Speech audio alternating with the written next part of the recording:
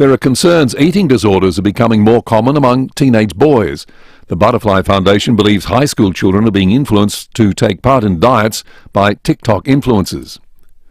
Troye Sivan dominated the ARIAs in Sydney last night, taking Album of the Year and Best Solo Artist. Missy Higgins accepted the award for Best Live Act and was also inducted into the ARIA Hall of Fame. Melbourne's G-Flip took out the award for Song of the Year with The Worst Person Alive.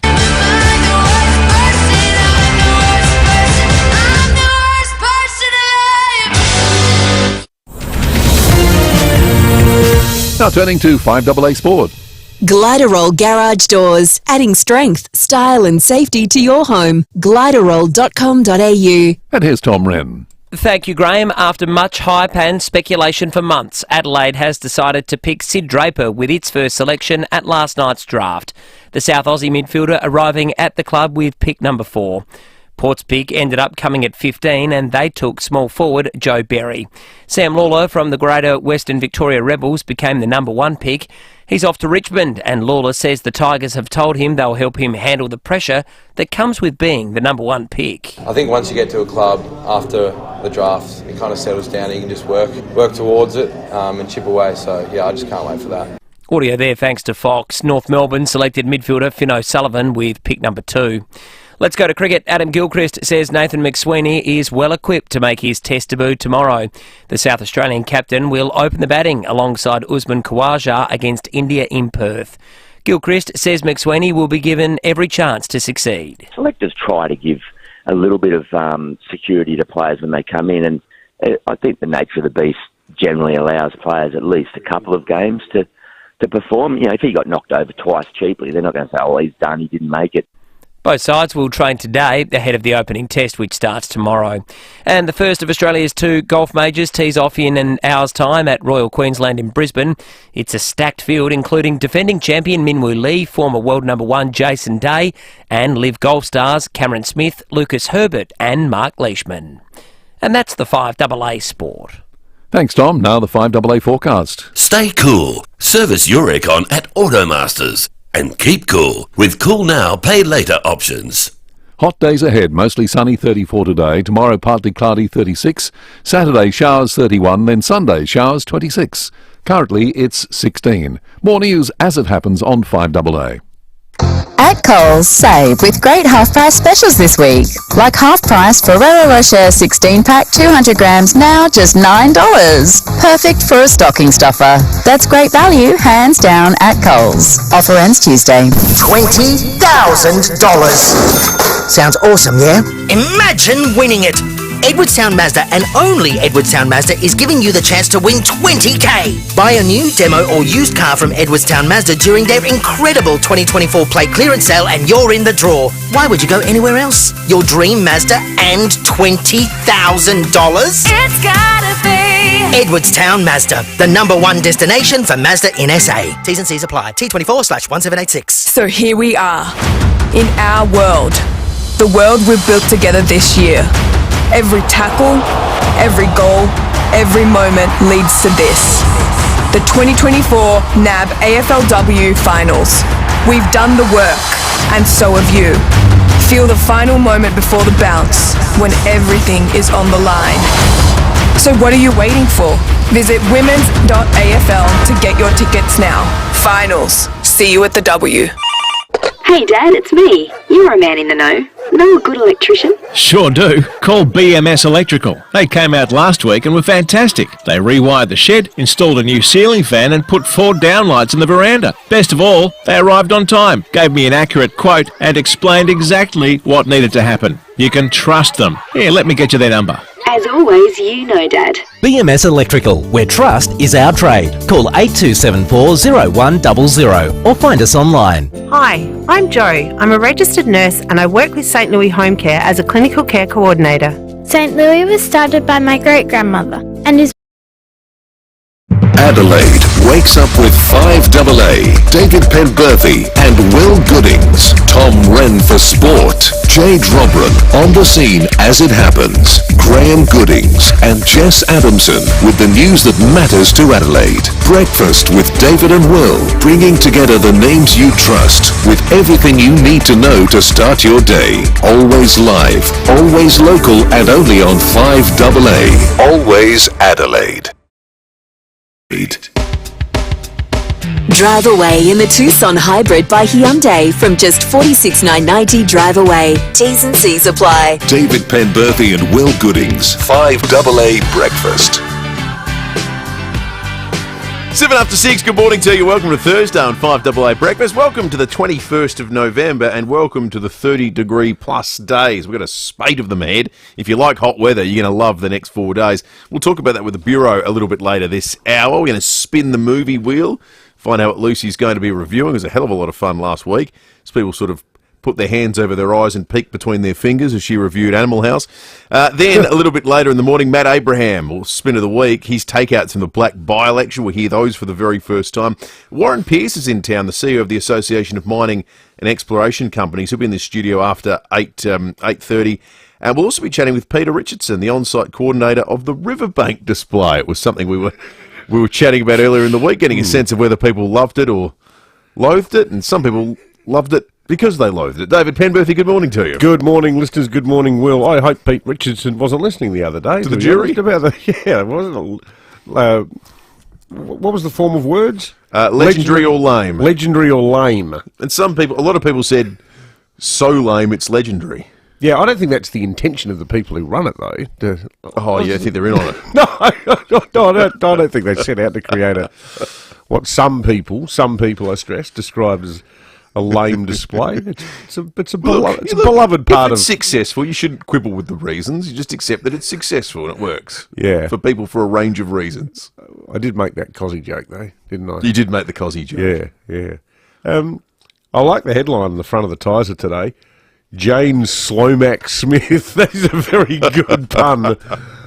There's a lot of puns in newspaper headlines. Sometimes they fall a bit flat. A bit tired. How do they come about?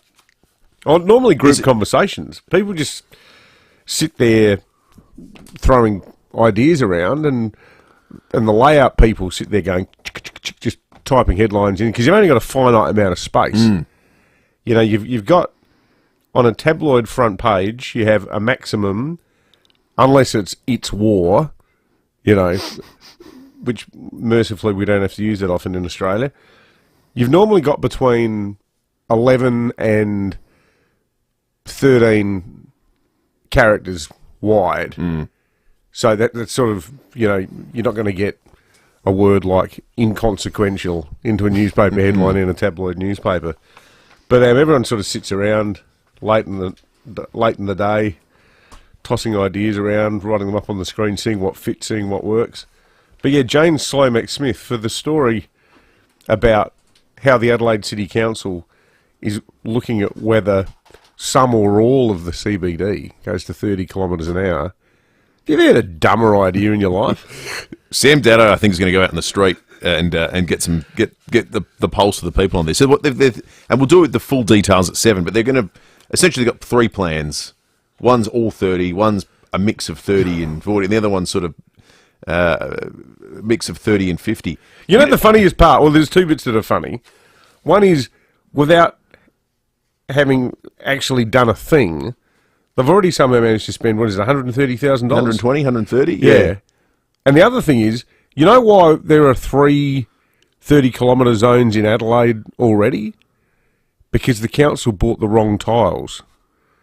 Oh, this is the slip and slide tiles. The 30-kilometre zone in the middle of Victoria Square is purely because there was a procurement issue when the council was tarting up the middle part of Targandania, whatever it's called these days, Victoria Square. And if cars apply their brakes, which they tend to do, one thing cars do, they brake. Yep, regularly. So they don't hit other cars. I do it at least once a trip. Yeah, I tend to brake. I often brake when I get home in the driveway. Otherwise I end up in the pool.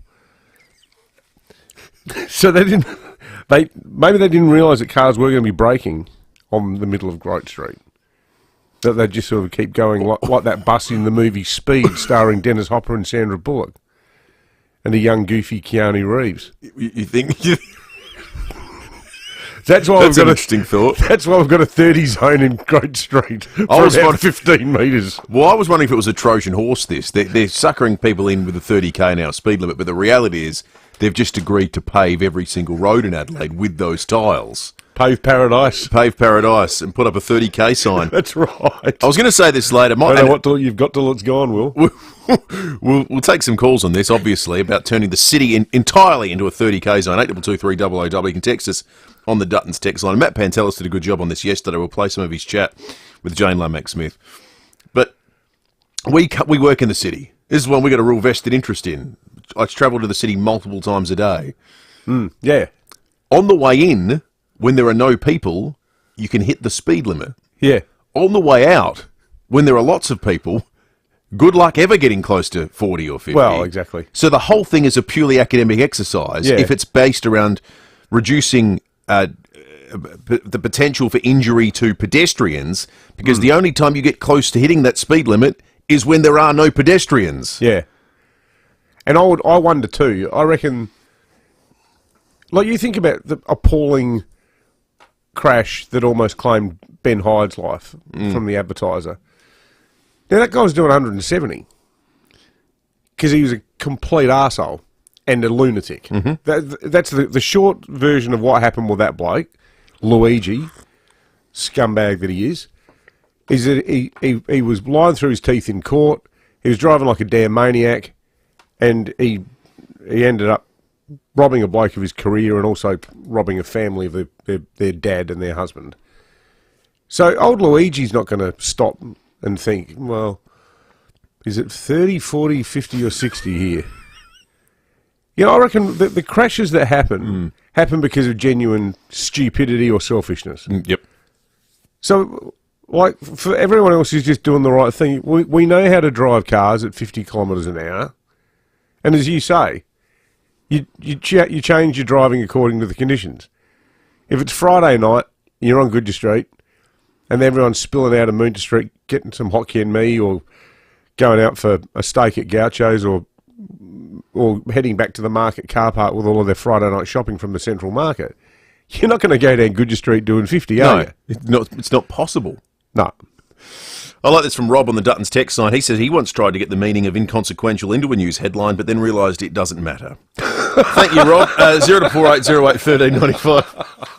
I think Rob gets us out of bed in the morning, to be brutally honest. He does. Dutton's a third-generation family-owned dealership with over 70 years' experience. They're easy to do business with. We love all of our texters, obviously. We do. And a lot of good ones coming through. We'll get to more of those in a moment. News headlines coming up on the other side of this break.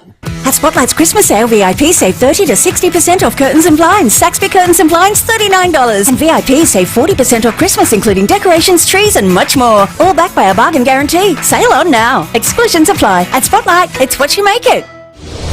Adelaide's local, trusted and truly connected talkback radio station.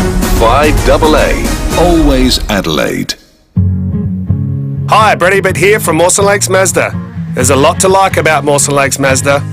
They'll take care of you with next day servicing, complimentary loan car, vacuum and wash, and your breakfast or lunch is on them.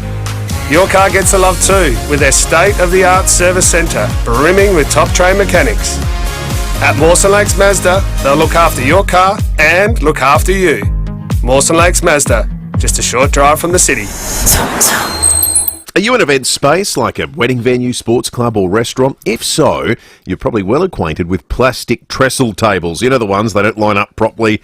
You try to push them together and it doesn't quite fit. They've got bung legs, the tabletops slant. And then at the end, they take your event space from a 10 to a 7.5. Well, we are the bearers of good news because Scott's Custom... I'm going to start this again. We are the bearer of good news, Will. Yes. Scott's Custom Furniture. They craft sturdy, stable and level trestle tables, and they're made from beautiful Australian timber. In fact, they're so nice, covering them with a tablecloth even feels wrong. If you're after trestle tables that'll last a lifetime, search for Scott's Custom Furniture and get in touch today. And if you're a carpenter, furniture maker, or looking to learn an apprenticeship, they're looking for people to join their small dynamic team, so give them a call. Searching for extra savings this Christmas? With an Everyday Extra subscription, you get 10% off both a Woolworths and a Big W shop every month. That's a saving of up to $100 a month. And right now, the annual plan is half price at just $3 a month. Subscribe and save more this Christmas with Everyday Extra. Start your free trial today. Offer ends December 18, 2024. Exclusions and T's and C's apply. See everydayextra.com.au for details.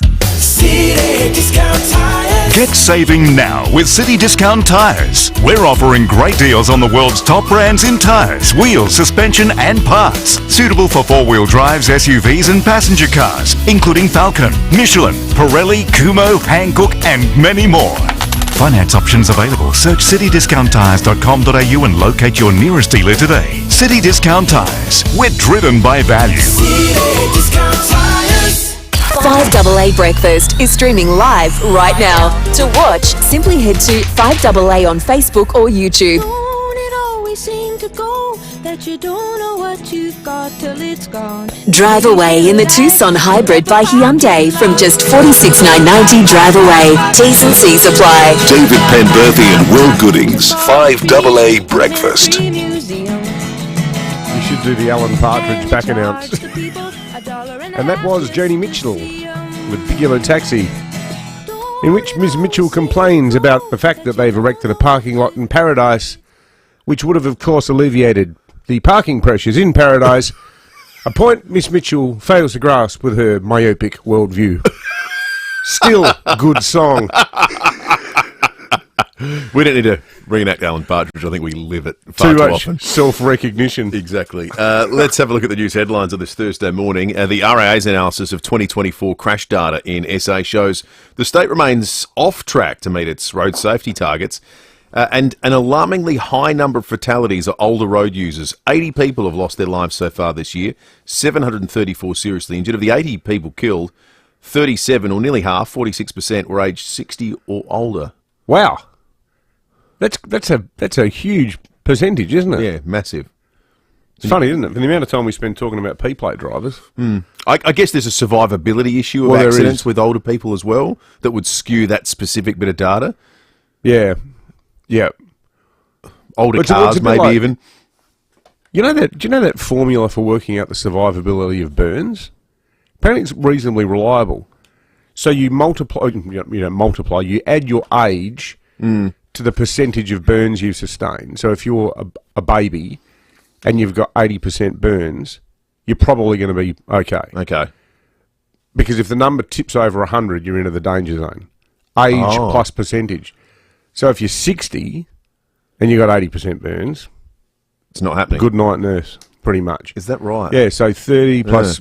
I'd heard that before. Yeah, apparently it's a relatively bang-on rule of thumb that that gives you that. And it's probably a similar sort of thing with a car accident. Yeah, I wonder if there is some similar formula that can be constructed. At someone like Peter Motley, because he's super fit, like a supreme athlete, so young, that crash would have taken out anyone over the age of 60. Yeah.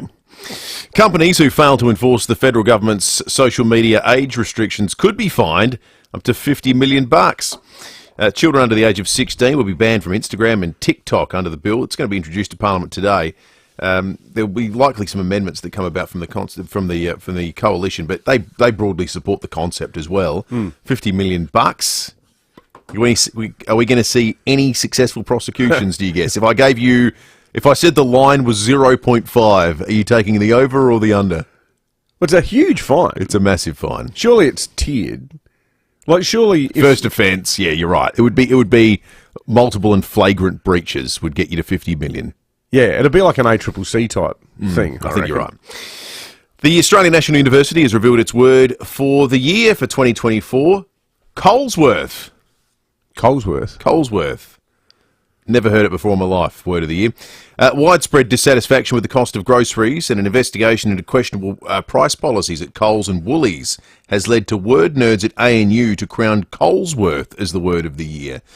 Senior researcher Mark Gwynn says the term reflects the frustration many Aussies have. So they're featured quite significantly throughout the year. There's investigations going on. A lot of people are finding it tough with the price and the cost of living. So it's, more expensive at the supermarkets. And a lot of people are a little bit jaded with Colesworth. Here's a question for our listeners. Has anyone ever heard that term? Because Yeah. I let me take issue with... I take umbrage with the ANU this morning. Yep. You can't just come up with the word and then say it's word of the year. Surely it's got to be something that's at least... A word that someone's actually heard of once in their entire life. Has any listener ever heard anyone say Colesworth? Wasn't that stupid word that apparently is used in England? Cosy live? Cosy lives. That got voted word of the year. I have last heard year. people say that, though, at very least. I have not. I think it's a young person's thing. Not that I'm in that category, but I've heard the kids say it. Cosy lives. I was thinking a couple of nights ago, the scary thing about the cost of living squeeze is it's not like a phenomenon that is going to end at some point, like, you know, the Royal Show lasts for 8 days and then it's over, and then we'll go back to normal. Like, because prices never go down. That's right. That's why inflation is so dangerous and disastrous. Yeah. It doesn't... But this is not... Australia's not going back to the way it was. No. It just goes from here now. Jim and I were sitting around the house yesterday. I was doing some writing. He was watching some NBA, and I said, you know what I want? I want one of those excellent Euroses. The cheeky Greek ones on Pulteney Street. Have you ever been there? Yes. Good, really, there's a really cheeky good. Greek Enley Square. Oh, of course. Yeah. Yeah, same one. But I came in and I can't speak highly enough of their food, and this is not a complaint about them. They're great. I'm just using this number as a sign of the world we now live in. So I had a regular Euros. Jim had a regular Euros. He had a Coke Zero. I had a bottle of water. It was $47. And I was thinking, yeah, like, it's a great Euros. But is that what a Euros now costs in Australia? With a soft drink. Or not even a soft drink, with water. I'm usually the doom and gloom guy when it comes to these sort of economic things. But here's the path back to... Things will never get cheaper again. The path back, and the thing that governments need to prioritise, is wage growth. Because the thing that fights back against inflation is wage growth. And if wage growth outpaces inflation into the future, things effectively start becoming more affordable. Yeah. So that's the solution is never going to be the price of blueberries drops $5. The price is going to be you earn $5 a year more. You know, just being silly about the numbers, but that's how you fight back against a real hyperinflationary period. So it's incumbent upon governments to create settings where businesses can start paying people more. There's just so many things, like even things like taking your kids to Macca's. Like, you know, by the time you have a couple of Happy Meals, or none of it's super cheap like, anymore. can I also get some nuggets? And then if you don't put things in meal deals, suddenly, if there's four of you, you're spending $60, $70. It's just like, oh, sorry, are we in a Michelin-starred restaurant here? Maybe this goes some ways to explain this next story. A report from Regional Australia, the Regional Australia Institute even, has found 2 in 5 city residents are considering a move to the country. People are... The data demonstrating, though, as more people go bush, education, housing and health services are actually going backwards. The Institute's Chief Executive Liz Ritchie says governments need to act. We are really seeing a sense of what we describe as growing pains because we haven't planned effectively for this growth. Well, see, if the Adelaide City Council gets its way, there'll be no need to leave the city because the city will feel like some bucolic country setting where... You know, eventually the speed limit will probably be 0. And it'll be like one of those Bruegel paintings of the Middle Ages where we're walking around with baskets filled with a cornucopia of organic produce that we just got at the market, going home to make our own yogurt. You won't need to leave Adelaide. You suddenly, by comparison, Summertown will look like the rat race compared to Adelaide. Yeah, I think that's exactly right. Hey, Josh Webster from 10 News in Adelaide's called into the program. Morning to you, Josh. Morning, boys. I can't believe you've never heard of the word Colesworth. Oh, right. No, we haven't. We're dinosaurs, Josh. So this is in common sort of circulation, is it? Well, this will make you feel very old because my grandmother, my late grandmother, about 10, 12 years ago, we used to go around to her place on a Monday night and have dinner. And she could never remember where she bought all the produce from. And so we go, oh, this is great, Nan. Where'd you get this from? Oh, Colesworth. But this has been going on for years, boys. You guys are well off the pace here. Actually, Josh, we've had 3 texts telling us that our listeners have heard the word too. Yeah, it's maybe we need to get out word. more. Yeah, that could be part of it. Absolutely. Go to Colesworth, boys. Thank you, Josh. Appreciate I it, don't mate. shop at either of them. Thank you for that. That's a real reality check just then, isn't it? Yeah, Josh. we've been told. Wake up to yourselves. Yeah, exactly. You idiots. Josh said. Lift in more one way or another. Exactly. Yeah, you're right. Quentin says Colesworth. It does exist on autocorrect. Maybe it is a word. Dave says Colesworth heard commonly for over 20 years. So maybe the umbrage with the ANU should be about why this year, as opposed to any other, or maybe we should just drop it. Very interested in those Duttons. Tech 0480081395. In the meantime, let's talk about the weather. 15.9 degrees outside in the city. Top of 34 today. Tomorrow, 36 degrees. That's the super hot one. It drops down for Saturday, but then the rain comes in. 31 on Saturday. Now the Bureau forecasting 1 to 15 mils on Saturday.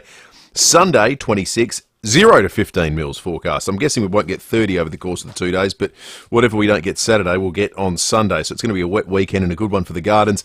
Temperature drops away a little bit on that Sunday to 26. Monday stays at 26, then Tuesday 25 and back to 26 and sunny on Wednesday. So it's no longer going to be cool, it looks like, on any days in the forecast. It's just a relative thing. It'll be mid-20s will be the respite from here on in, you'd imagine, as we get towards summer.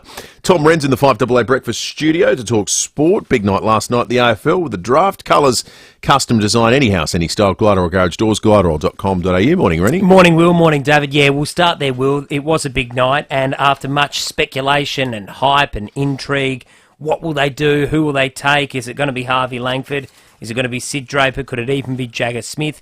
This is what the Crows ended up going with pick number 4. With pick 4, Adelaide Select, Sid Draper from South Adelaide and the Wollonga Football Club. And look, we never know. Every side's going to say they did better than what they thought. They say the same thing every year, and now we just say good luck, hope it goes well. He's a South Aussie boy, so that definitely helps. I think Harvey Langford is a big-bodied inside midfielder, so he's going to be a very good player, and perhaps more needs-based to what the Crows need. But I think the safer choice, and Sid Draper has every bit, has all the tools. Now he just needs to do it, and you know they need to develop him properly now. That's right. He needs to play in the midfield. That'd be nice. Yep. Exactly. Can we do that? Get him in there. Can we try that? Get him no, let's not be silly about it. He looks like he was built in a machine to be the exact kind of thing the Adelaide Football Club needed, a prime moving A-grade midfielder born in Adelaide. I mean, thank you very much. Don't look a gift horse in the mouth. And that's it. And I think if it's a 50-50 call or even a 40-60, they'd never admit this, but they're always going to go with the local kid who's less of a flight risk. And I think it's a good choice. You know, they go with Sid Draper, local boy, loves the club, wants to be here, lock him in. Port Adelaide, a bit more of a surprise. This is what they went with their first pick, which ended up coming at 15. With pick 15, Port Adelaide Select, Joe Berry from the Murray Bush Rangers and the Wangaratta Football and Netball Club. So that's Andrew Dillon, who's announcing all of these picks. That audio thanks to Fox. He's a small forward, regarded as the best small forward. Victorian. That was available. Victorian, yep. So we get him on the Brekkie show. I'll be back in Wangaratta in no time. Well, that's it. It's been a bit of a curse, hasn't it? But, yeah, look, we'll see how he goes, but exciting times there for Port and the Crows. The rest of the draft will come tonight, so we'll see what they go with their other picks. Absolutely. Good on you, Rennie. Thanks, on you, boys. Tom.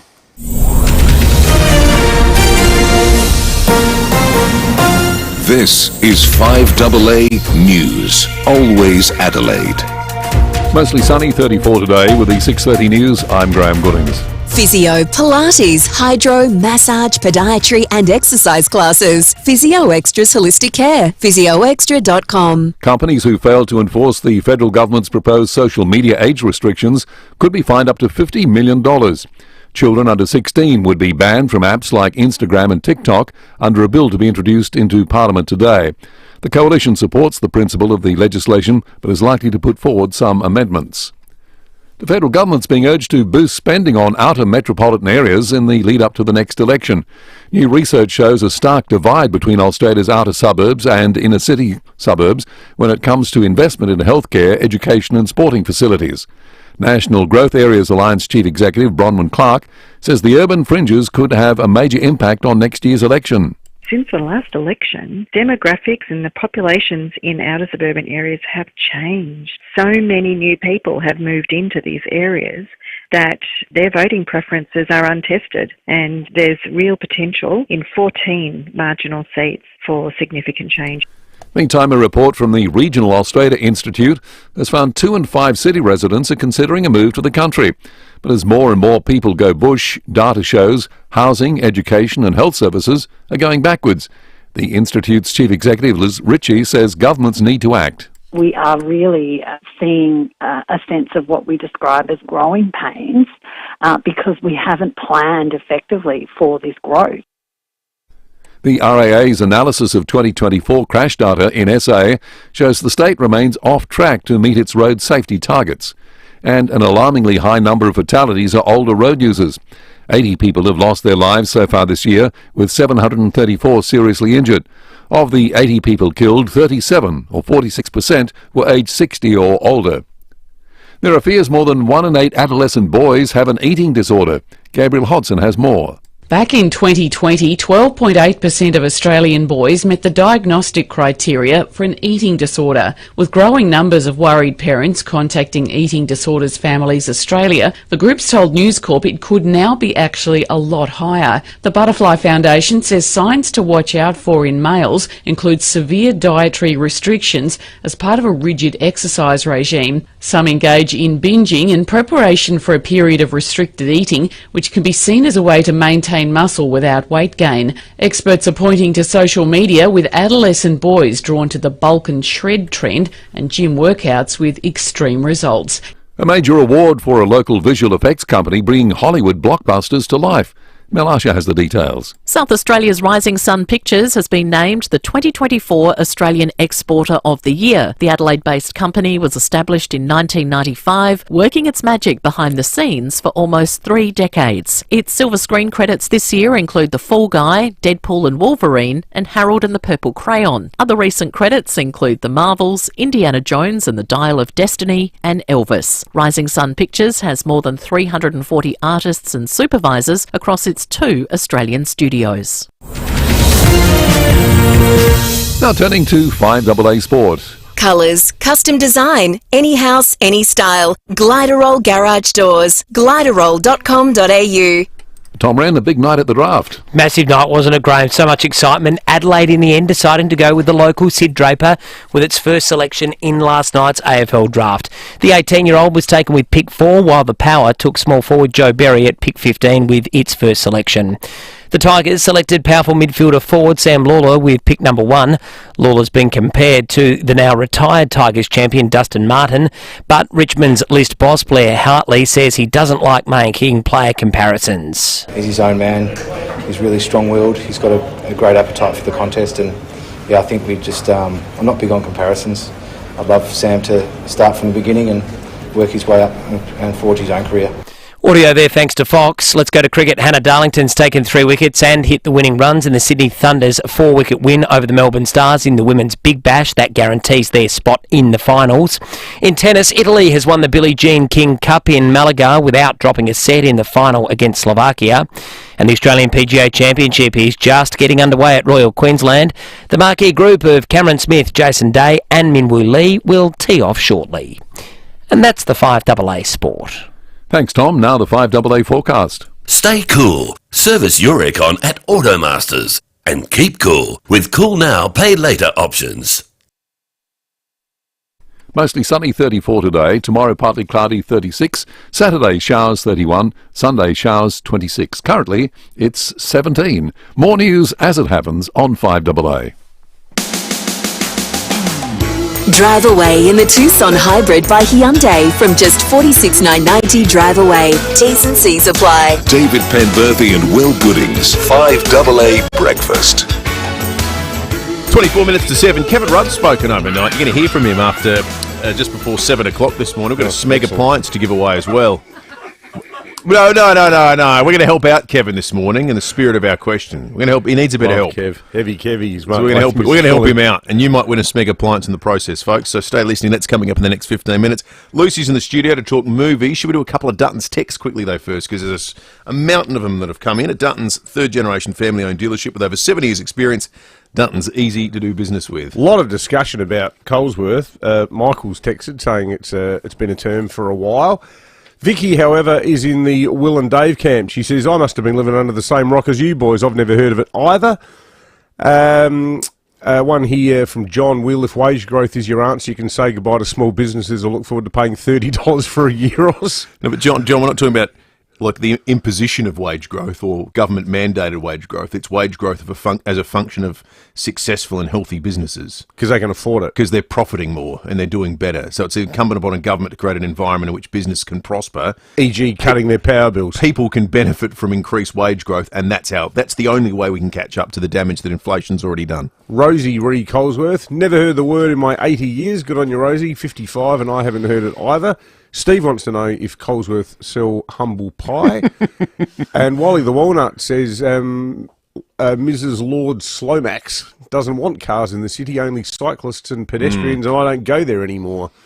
It's worth coming into the city. How fast do you get up to on a bike?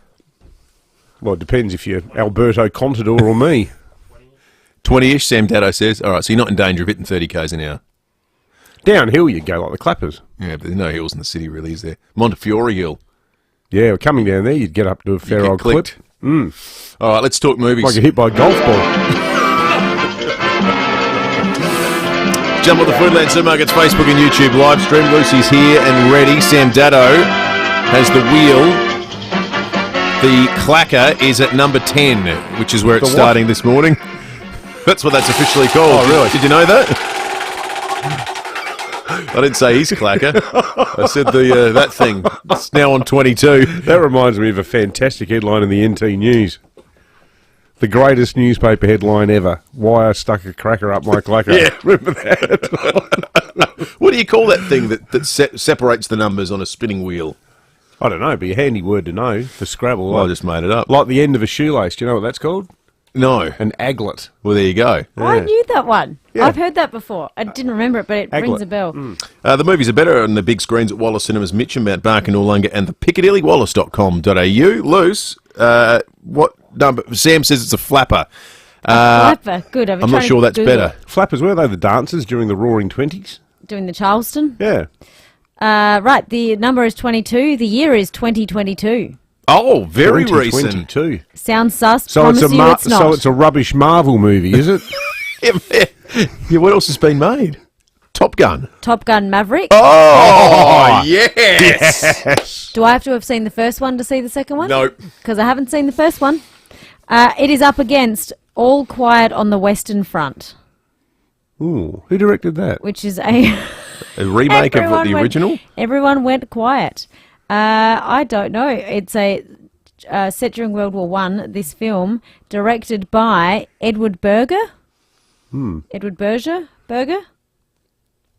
Known to his friends as Ham. All right, well, so far I think I know what the team would like me to watch. Yeah, come on, let's stop the fight now.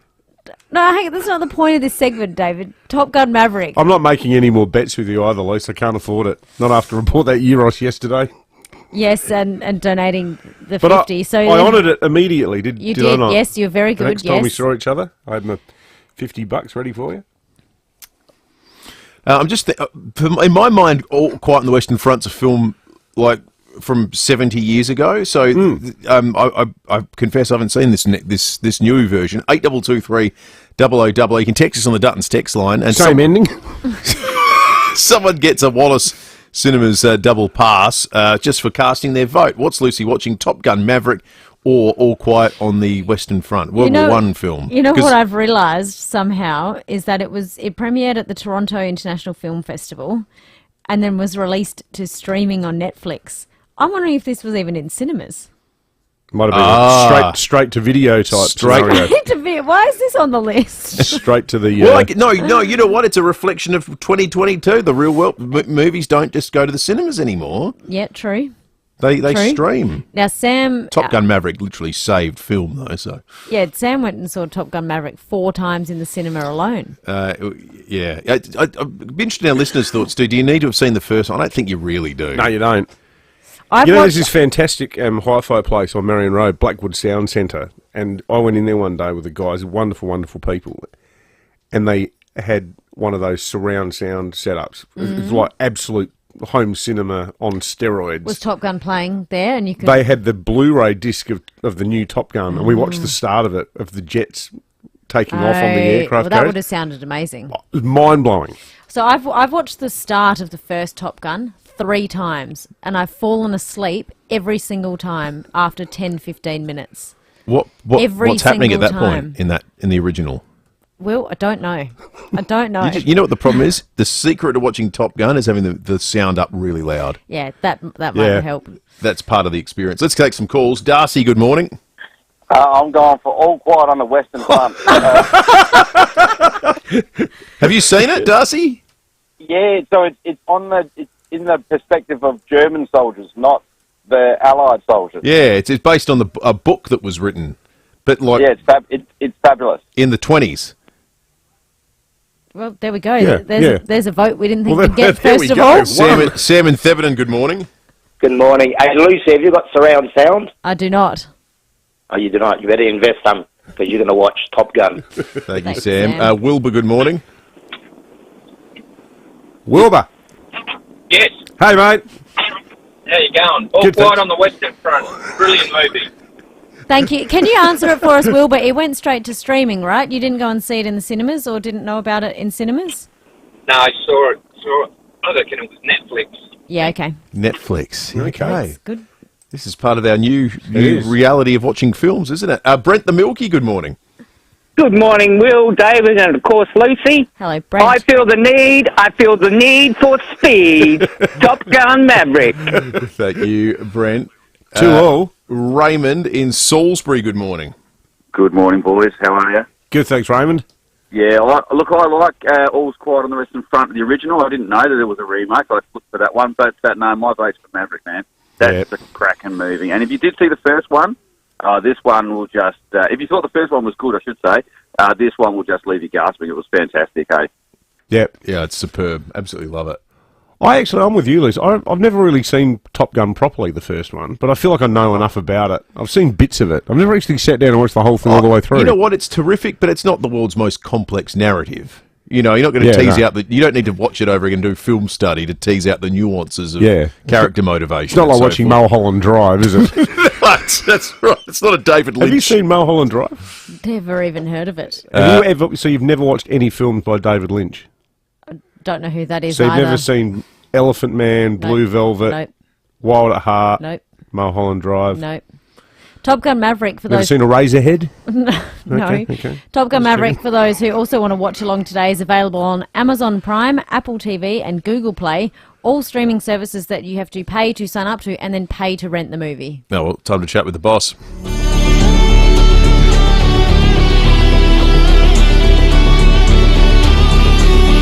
Get to get acquainted with Kenny Loggins as well, which is a pretty exciting development.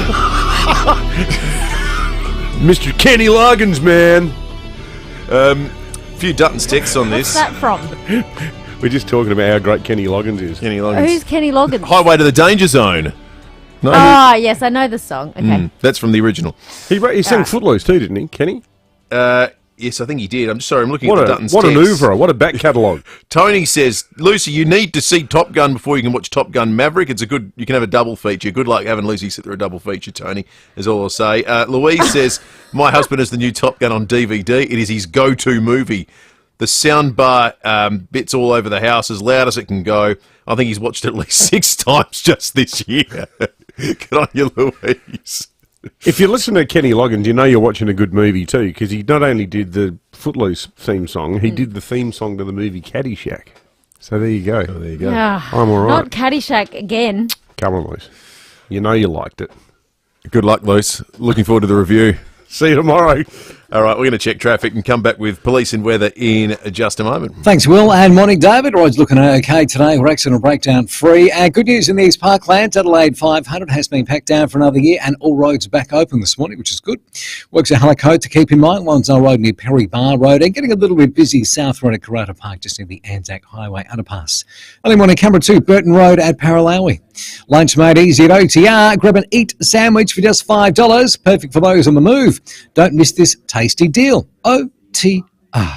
Making life easy. Adelaide's most accurate traffic on 5AA.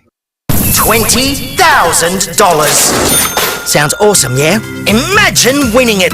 Edwardstown Mazda and only Edwardstown Mazda is giving you the chance to win $20,000. Buy a new, demo or used car from Edwardstown Mazda during their incredible 2024 plate clearance sale and you're in the draw. Why would you go anywhere else? Your dream Mazda and $20,000? It's gotta be Edwardstown Mazda, the #1 destination for Mazda in SA. T's and C's apply. T24/1786. Welcome to Life's Key Moments, brought to you by First National Real Estate. A key to my home where my furry friends are always welcome. The key to endless adventures in my retirement.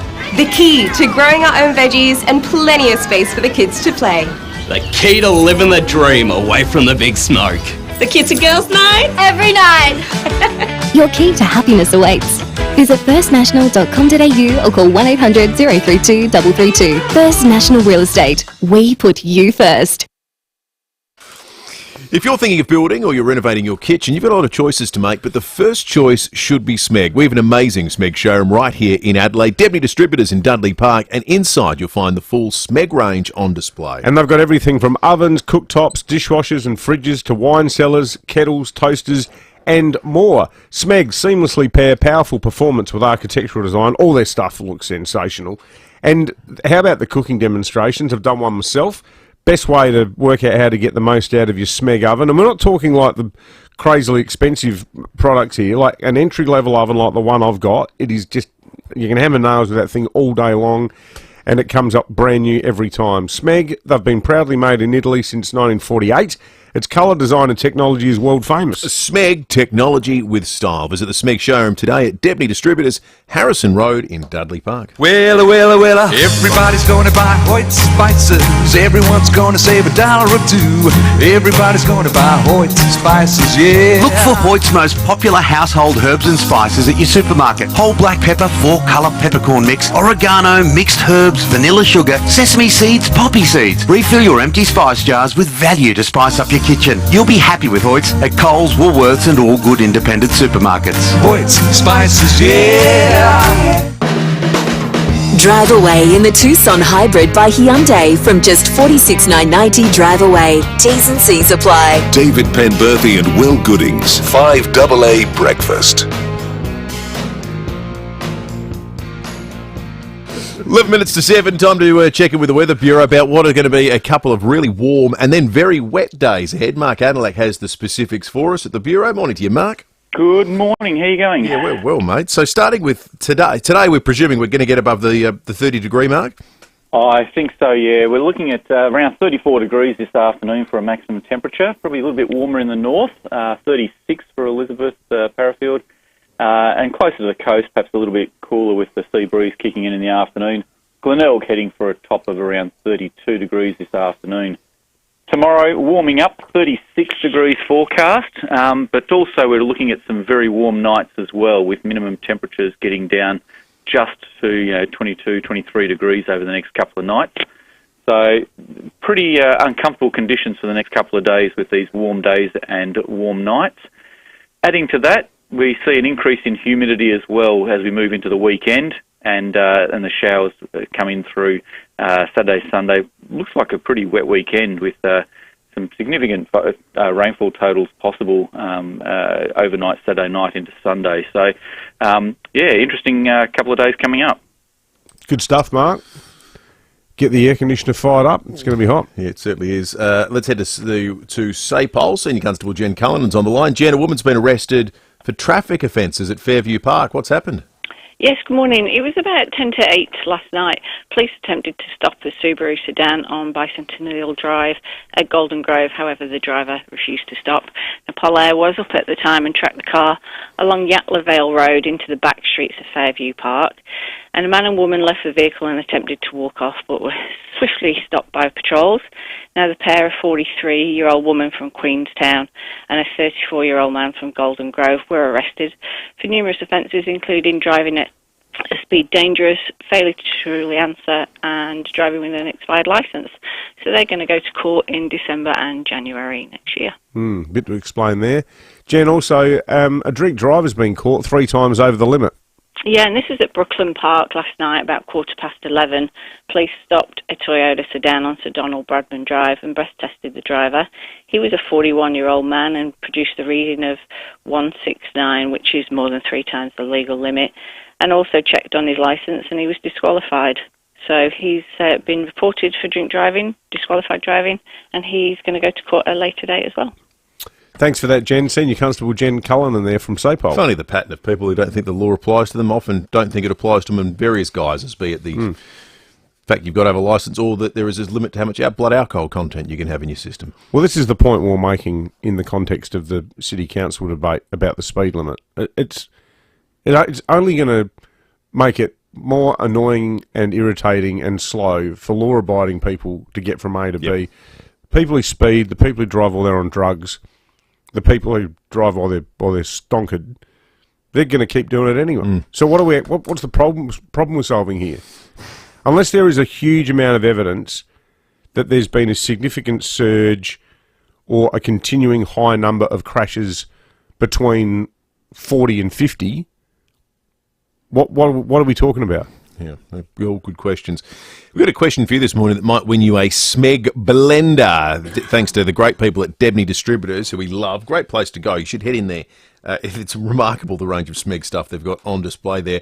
8223 is the number. We want you...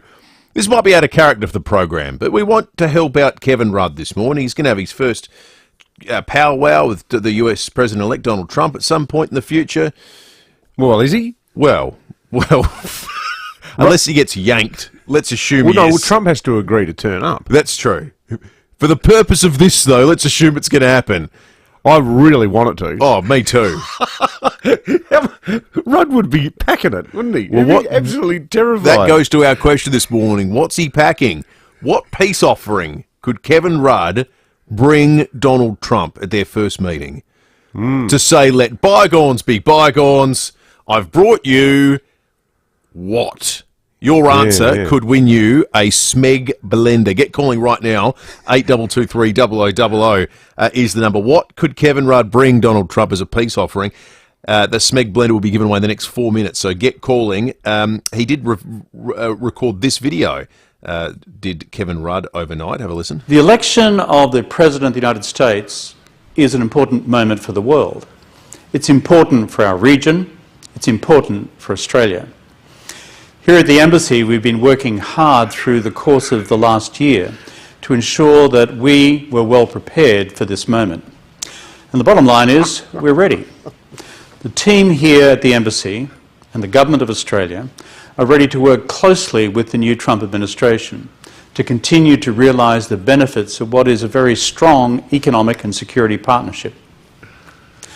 Let me put this moment, this election, in the context of our broader bilateral relationship and the history of the close cooperation between us. In this age of strategic competition, Australia's close relationship with the United States has never been more relevant or more important. We live in a world of many challenges, and we are clear that the region we want, the interests we have, and the values we share require and call for our two nations to work together. And that is what we will continue to do with President Trump and his incoming administration. We here at the Embassy in Washington look forward to contributing to that in the future. Well, Kevin's strategy is clear. If Donald Trump doesn't agree to meet him, he's going to release another video.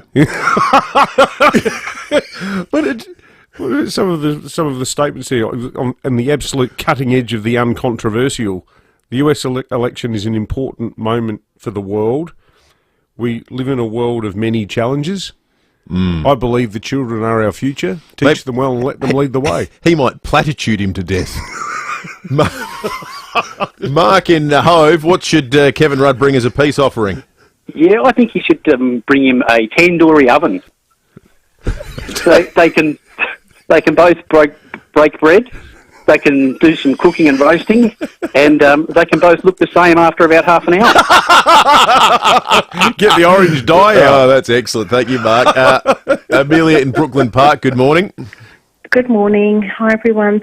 I just don't think there's any coming back from what Kevin Rudd has done, and the only thing that Trump would ever want from him would be one of his vital organs, except his brain. Here is my kidney. That's right. I Like some sort of Aztec ritual. That's excellent. My still beating heart. Pete and Erindale, good morning. Good morning, chaps. How are we? Good, thanks, mate. Good, mate. My first thought was maybe he could have done with a shovel to get him out of the trouble that he's in. But, mate, if he wasn't going to do that, he'd have to turn up with a big fat slice of humble pie. Yeah, yes. I think that's a good place to start. Thank you, Pete. Julie in Fairview Park, good morning. Good morning. A bulletproof vest. Oh, that's good, Julie. That's a bit edgy. I like it. Ben in Woodcroft, good morning. Morning, boys. All right, let me set the scene. They walk in together, kind of shake hands. Ruddy gives him a box. Donald pulls out a bobblehead of Rudd, and when he smacks it, it says, "I'm a wanker. I'm a wanker." You thought of everything. You even animated the voice, Ben. That was excellent. This is good. How do we pick a winner out of So that? we have a tandoori oven, an internal organ, a slice of humble pie, a bulletproof vest, and a Kevin Rudd bobblehead. I reckon we'll give it to the tandoori oven. Mark. So left field. Yeah. It was all great entries. It was a multi-step process that involved superb. Involved them bonding over a tandoori like tan, which is quite an unpleasant thought, actually. Given that Trump loves his junk food, I reckon an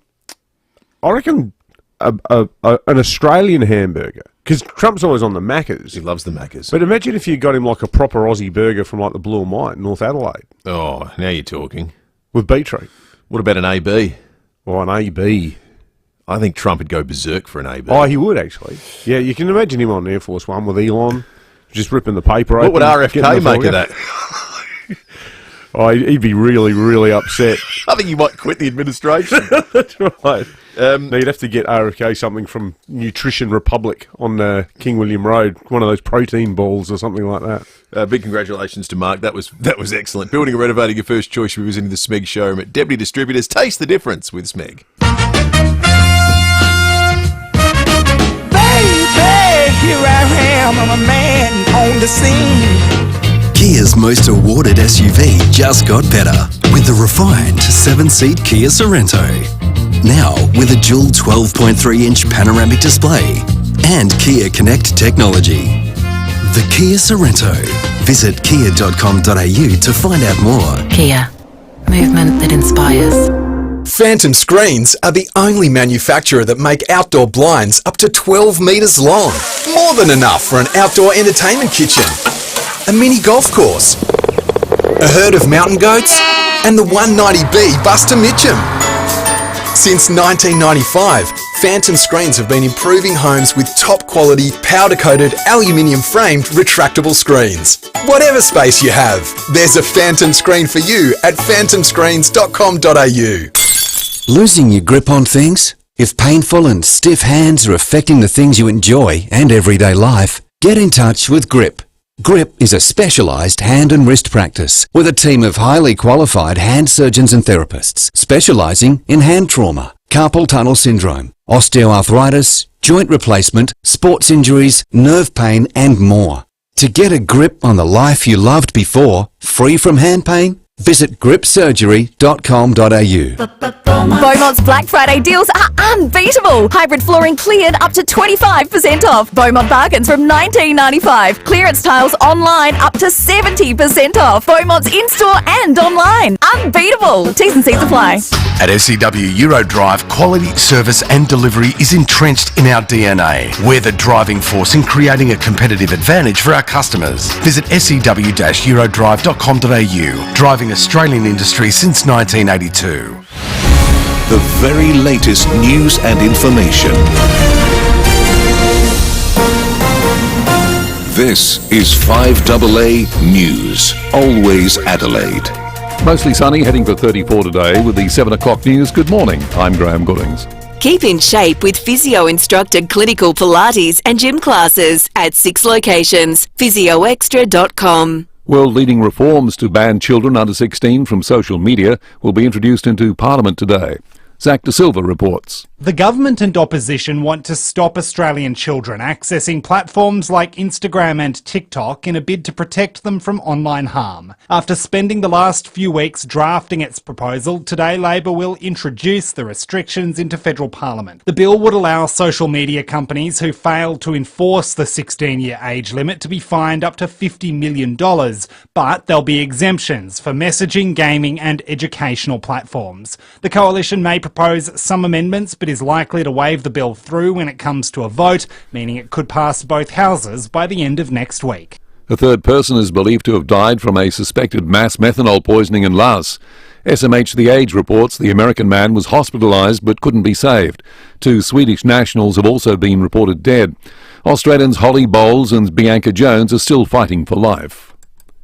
A drink driver has been caught more than 3 times over the limit at Brooklyn Park. Police stopped a Toyota sedan on Sir Donald Bradman Drive just after 11 last night and breath tested the driver. Senior Constable Jen Cullinan has told David and Will the 41-year-old man blew .169. So he's been reported for drink driving, disqualified driving, and he's going to go to court at a later date. SA crash data shows more older drivers are losing their lives on our roads. Mel Usher reports. The RAA has been going over 2024 crash data, and it shows the state remains off track to meet its road safety targets, with older road users making up a significant number of fatalities. 80 people have lost their lives so far this year, with 734 seriously injured. Of the 80 people killed, 37 or 46% were aged 60 or older, already well above the annual 5-year average. And the trend is not unique to South Australia, with almost all other states and territories also seeing their rate of road trauma increase in the last 5 years.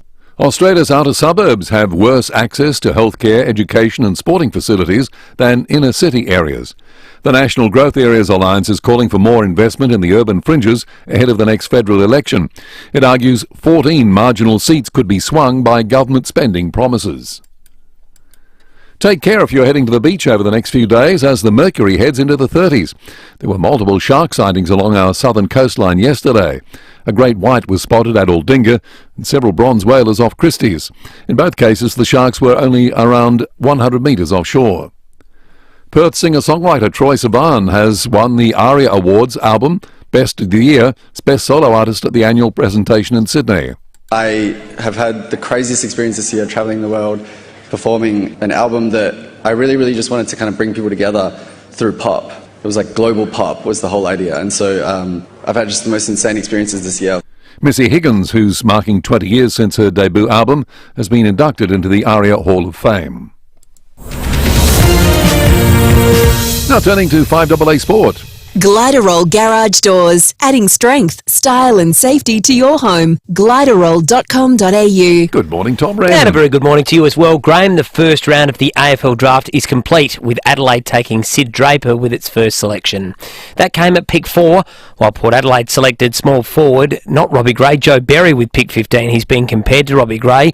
Berry hails from Vic Country and says he was just thrilled to be drafted. Yeah, it was pretty nerve-wracking, but yeah, just exciting, and I was just happy to be here. Audio there thanks to Fox. Richmond took Sam Lawler with pick 1 and had 6 selections last night, with the draft to resume again this evening. Well, Australian and Indian players will train in Perth today ahead of the first test, which gets underway tomorrow. Much interest on the under-fire Indian side, who are refusing to allow cameras in to film their training. Meantime, there was one game in the WBBL last night, the Sydney Thunder beating the Melbourne Stars by 4 wickets. Let's go to golf. Queenslander Jason Day is playing in his first Australian PGA Championship in 13 years. The former world number 1 will tee off this morning at Royal Queensland alongside Cameron Smith and defending champion Minwoo Lee. He says it's been an emotional return home. A little bit emotional, obviously, to see some of the faces. You know, my sisters, I haven't seen them since my mum passed away. So it's been nice to be able to catch up with my sisters. And obviously I got some friends, a lot of the, friends that play, here this week. And Day has just teed off and made par on his first hole, with the morning wave of players hitting the course, several already at 1 under, including David Micheluzzi. And in the NBA, after 15 straight wins to start the season, the Cleveland Cavaliers finally had a loss, going down 120 to 117 to the Boston Celtics. And that's the 5AA Sport. Thanks, Tom. Now checking 5AA traffic. In these parklands, Adelaide 500 has been packed down for another year, so good news. All the roads are back open for the driving this morning. You want to keep in mind for some works at Cheltenham, a bit slow there at the moment. Port Road near Cheltenham Parade, getting a little bit busy as we speak. South Road at Karata Park, just at the Anzac Highway underpass. And look out for cameras this morning. Elizabeth Way, Elizabeth and Kester's Road at Para Hills West. Driveway GWM Havel Jolyon from just $23,990 with 5-star ANCAP safety and a 7-year warranty. Limited time only at your GWM dealer. T's and C's apply. Adelaide's most accurate traffic on 5AA. And now the 5AA forecast. Stay cool. Service your aircon at Automasters. And keep cool with Cool Now, Pay Later options. 34, mostly sunny today. Tomorrow, partly cloudy, 36. Saturday, showers, 31. And Sunday, showers, 26. Currently, it's 18. More news as it happens on 5AA. The news and issues that matter to South Australia. Always Adelaide. This is 5AA. Drive away in the Tucson Hybrid by Hyundai from just $46,990 drive away. T's and C's apply. David Penberthy and Will Goodings. 5AA Breakfast.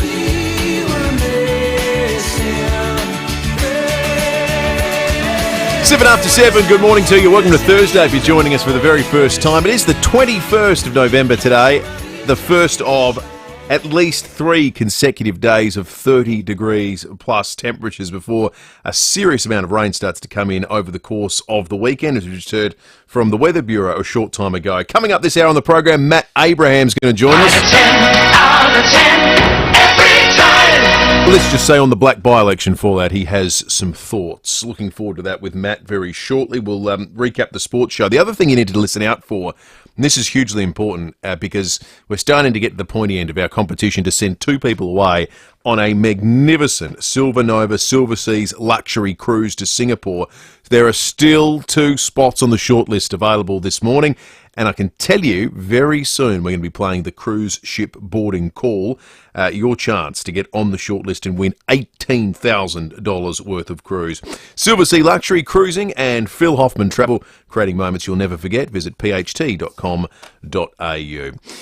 Jumping into the news on this Thursday morning, starting with something to keep an eye out for above your heads if you live in the northern suburbs. This could be quite spectacular, weather conditions permitting. Up to 4 Royal Australian Air Force P-8A Poseidon aircraft from the number 11 Squadron will be doing a formation flypast today at around 10:30 a.m. Now, they do it obviously over Edinburgh Air Force Base. The route they take is along the Adelaide coastline from Port Noarlunga to Outer Harbour to celebrate the squadron's 85th anniversary. So 4 of them flying overhead you'll know about. Yeah, that's right. And if you see it, that's what's going on. It'll be a bit like Lisa's hot date with Top Gun later today. She might really enhance the experience potentially. Absolutely. On the other end of the speed scale, though, the plan by the Adelaide City Council was revealed on Matthew Pantelis's program yesterday that on Tuesday night, councillors discussed a series of plans to limit the speed of drivers in the city potentially to just 30 k's an hour. That was one of the plans. All city streets 30 k's an hour. There was one for 40 k's an hour for most of the roads, or a mixture of 30 and 40, with the arterial roads being at 50. So these were the 3 plans. Anything involving a mix is clearly the worst possible scenario, surely. Well, it's crazy what we have in Adelaide. Because, the problem is at the moment, like you come in on, I think Lewis Cohen Drive is 50. Peacock Road, is that the one between King William and Greenhill? That's 50, but then for some weird reason, the continuation of Pulteney Street 60. Well, what's the difference between those roads? Why is one 60 and one 50? It is crazy. The whole plan was revealed on Matthew Pantelis' program yesterday. He broke it, and here he is chatting with the Lord Mayor Jane Lake-McSmith. I initially thought that it would be good to have a uniform speed across the city, but I think that we do need faster routes around the ring parts and the outer routes and the through traffic. There's an argument that if we lower the speeds in the CBD, it will stop people driving through the city. Well, that's why you have bypasses. It's not a bad idea to reduce the absolute through traffic. We don't need the city to be on the main route between Onkaparinga and Salisbury. If people are coming to the city, we want them in here. If they're going to stop, we want them to stop. See, one thing about Jane Lomax Smith, she's a really smart woman. Like she's a doctor. She's got a medical background. Yeah. She's a respected and well qualified medico. But what does she know about traffic management? What does Alex Hyde or our good mate Aman, like all of these people, they've all got unique and genuine skills, but are they traffic planners? I don't think they are. 30 k's an hour in the city, folks. Why is it up to them? What would you like to see it, or do you think it's madness like Henry Davis does? I don't even know why we were sitting in council meeting for about an hour and a half considering this as a viable option. I mean, we already have people, we struggle to get people into the city. We have massive commercial vacancy rates. We have huge congestion that we've just come out of Adelaide 500, and now a lot of councils are entertaining an idea of a city-wide 30-kilometre-an-hour speed limit, all in the name of safety. To my mind, this is absolute madness. You would shut down the city if that was the case. Already 3 streets in the city at 30 k's an hour: Plaintree Drive, Hindley Street, and a section of Grote Street, of course, where they laid the wrong pavers in Victoria Square. Yes, the old slip and slide Torval and Dean brand.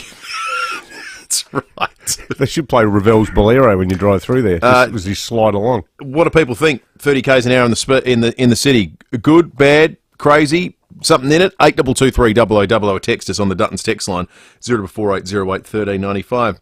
What about the case of the stolen steers? This is pretty curious. Olaf is a tiny pet steer that's missing from Barrister's Block in Adelaide Hills.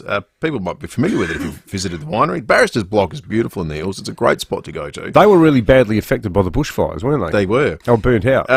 Olaf is tiny. So, and perhaps not a steer like you might imagine it, about the size of a Labrador, according to the Tigers reporting this year. There's no breeding value in Olaf, so the idea that he's been stolen is an odd one, except for the fact that his owner said she's looked everywhere, he's nowhere to be seen, and there is a nearby neighbour who's reported a 600-kilo Highland cow that's suddenly disappeared in the area as well, and they are suspecting foul play. He's very cute, he's very little, I'm sure many people would love to have him, but he belongs here. I am so worried about him. I actually can't bear to think about that. It's a few $1,000s. I'm happy to give those people a few $1,000s rather than give them Olaf. It's just terrible, isn't it? It's such a cute little cow. Yeah. And so it's the size of a Labrador. Yeah, she picks it up to take it to the vet, like literally just... So it had some sort of, like, troubled birth, yeah, apparently. It was stunted growth. Yeah. But it's fine now. So it sounds like someone has pinched it. So what a Olaf terrible thing to do. And Raleigh is the other, who this is the cow's owner. The only conclusion is someone's taken him. It's bizarre. It's certainly don't know exactly how they did it. It's like 19th century poaching going on in the Adelaide Hills at the moment. Yeah. How do you steal a Highland cow, though? That's gigantic. It's not like Olaf. No, Olaf would fit in the back of you. You'd put him in the passenger seat. Someone do the right thing. Return Olaf. Well, it's going to be pretty obvious that you've pinched it. And what are you going to do? Like, you're going to have to hide it where no one can see it. Because word would get around fast up there in the hills. And people would know straight away that you flogged it.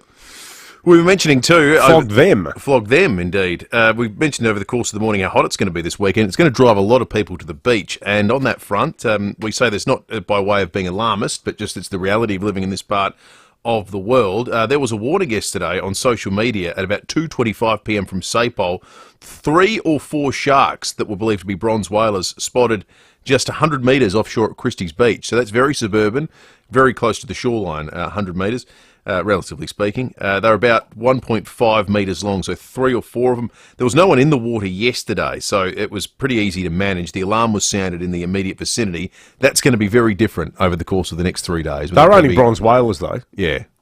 I don't think anyone's ever been killed by a bronze whaler, have they?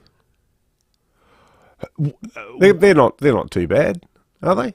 No, they're not great whites. No, they're not as bad as great white. I think a bronze whale can still do you some harm. I thought they were reasonably even-tempered fish. What was... I mean, I'd still rather not be, paddling along next to one. What was the shark the woman famously died in Sydney Harbour? Bull shark. It was a bull shark, was it? Bull sharks are psychos. In the harbour, where in reality her wound wasn't bad, but it was a sort of... They couldn't get the ambulance. That was in the 1950s. Yeah, that's right. The ambulance couldn't get there in time. That was an amazing suburb called Castle Crag in Middle Harbour. It's a very famous case. And the ambulance slid back into the water. That's right. Yeah, it was on one of those rural Sydney sort of... She would have been fine, probably, but... Sandstone sort of crevasse type tiny beaches. The Navy diver who got attacked while working on that boat, he was attacked. The bloke who survived, he was attacked by a bull shark. They just sort of sit there underwater and have the odd nibble at things going past. Apparently, there's a huge group of them under the Gladesville Bridge. Oh. Because they put tags on them, and they found it, because we used to go kayaking there all the time. And then at the Sydney Museum did a big study where they tracked these bull sharks, and it was the exact route around from Iron Cove Bridge to Drummoyne Bridge, which is like, Balmain over to Drummoyne. But yeah, bull sharks you don't want to mess with. Brett in Wollonga Downs has called in about the 30k an hour proposed speed limit for the city. Morning to you, Brett. Good morning, fellas. I reckon the Adelaide City Council don't want no cars going through the city and that, like to say the cars are dangerous and that. Like, I've been nearly run over more times by bicycles or, people on scooters and that, because you don't see them coming or don't hear them and that. At least with cars, I know where they're coming from and where they're going and that, And they want more bicycles and all that. Half the time they're riding on the footpaths and everything, and they come from nowhere. Like, you don't hear a bell, you don't hear nothing. So to say the cars are dangerous and that, they should be encouraging people to go to the city and park, reduce the rates. Or people, say you can park here for an hour for like $5 or something like that. Encourage people. How many people go to the city, carry all their food and that around in the hot day, and then, try and get on a bus or a train? Stupid idea. So thank you for taking my call. No, good on you, Brett. Thanks for making it, mate. Always appreciate the calls, obviously. That's what it's all about here. I'll tell you what, we've had a mountain of texts about it. There's not a single one that agrees with either the content of what the council has come up with so far, or more importantly, even the fact that they've deemed themselves the best equipped people to even deal with the question. It's just being shot down in flames, and I think that the overwhelming view from the public is that the council should just sort of concentrate on other stuff. Yeah. Get back to their day jobs. Keep your thoughts coming through, 8223 0000, or you can text us on the Duttons text line. Duttons, third generation family-owned dealership with over 70 years experience and easy to do business with. Remember too, you can interact with the program on the Foodland Supermarkets Facebook and YouTube live stream. In the meantime, we're going to take a quick break. We'll check traffic and come back with more in just a moment. Thanks, Will. Accident breakdown free this morning, so roads are looking A-OK. Getting busy in a couple of spots. Grand Junction Road at the main North Road intersection. South Road quite busy at Carrata Park near the Anzac Highway at a pass. Good news in the East Parklands. Adelaide 500 has been packed down for another year, so all roads open around the east end of the city and through the Parklands. I'll run a camera to look out for Saints Road, Salisbury Park. Where can you find great specials? It's easy at Adelaide Central Market. Pick up a bargain and say hi to all the familiar faces at the markets every Tuesday till Saturday. Adelaide's most accurate traffic on 5AA. 5AA Mornings with Matthew Pantelis. The Lord Mayor is on the line, Dr. Jane Lomax-Smith. 30 k's through the city. This really isn't viable, is it? How could this be a good idea? Well, I think we shouldn't get our knickers in a twist at this stage, because this is a long-standing discussion. There were no decisions made. No. Matthew Pantelis. There's a nuance about speed limits. We do have a patchwork across the city. Weekday mornings from 9 on 5AA. Always Adelaide. Steinborner Hyundai has always been well worth a trip, and now there's another great reason to visit. Hyundai's full range of hybrids. Steinborner Hyundai has a hybrid to suit every driver, from the hybrid i30, the Kona, the Tucson, as well as the all-new Santa Fe hybrid family-sized SUV. Experience the difference at Steinborner Barossa and Clare, with outstanding service and a great range of vehicles. And you'll see why. Steinborner Hyundai is well worth the trip. Steinborner.com.au. Summer's on the way. Beat the rush and organise your Walco pool blanket now. Keep your pool clean, warm and reduce evaporation. Uncover the savings with a Walco pool blanket. Visit walco.com.au. Well, the big race has been run and won, which means the big race plant sale is on now. Make no mistake, the FIVEAA Adelaide 500 plant sale is the biggest plant sale of the year, and it's on right now at Victoria Park. All those plants in the Adelaide 500 stands, marquees and corporate hospitality areas are for sale, and yes, they all have to go. It's your once-in-a-year opportunity to pick up top-quality decorative indoor and flowering plants, gardenias, ferns, hedging plants, feature trees including Ficus lyrata, topiaries, drought-tolerant plants and more, all at ridiculous prices. Make sure you get in early for great bargains. It really is a once-in-a-year opportunity. The FIVEAA Adelaide 500 plant sale on now until Sunday at Victoria Park. Enter through Gate 1 off Halifax Street and follow the signs. New cruises from Adelaide are on sale now with Princess Cruises and Phil Hoffman Travel. Enjoy 22 nights aboard the Crown and Grand Princess, admiring the changing coastal scenery from the Great Australian Bight to the Kimberley Coast and tropical North Queensland before arriving in Sydney Harbour. 2 cruises departing Adelaide in October 2026 and April 2027, starting from $4,719 per person twin share, selling fast. Phil Hoffman Travel. Visit pht.com.au. Shopping should be exciting, not dull. An adventure, not a chore. And fresh, not routine. So experience something new at Newton Central with Drake's, Serenity Hair & Co, Fandy Scissorhands, Terry White Chemist, Glitter and Polish Nail Salon and many more. Including the brand new Séjour Club, an independent boutique with one-of-a-kind handcrafted apparel and jewellery from 2 local designers. Want something new in your life? Choose a new local. Choose Newton Central, Gorge Road, Newton. Good afternoon, passengers. Please have your boarding pass and identification ready. Rosanna Mangiarelli here from 7 News. Join me and Will Goodings for Adelaide's leading news hour, 7 News, tonight at 6 o'clock. Drive away in the Tucson Hybrid by Hyundai from just $46,990 drive away. T's and C's apply. David Penberthy and Will Goodings, 5AA Breakfast. 23 minutes after 7, some really concerning, disturbing news out of Thailand this morning. It's now being reported widely that a 3rd person has died from suspected methanol poisoning. It's not one of the 2 girls out of Victoria who are in a critical condition in life support on a hospital in Bangkok.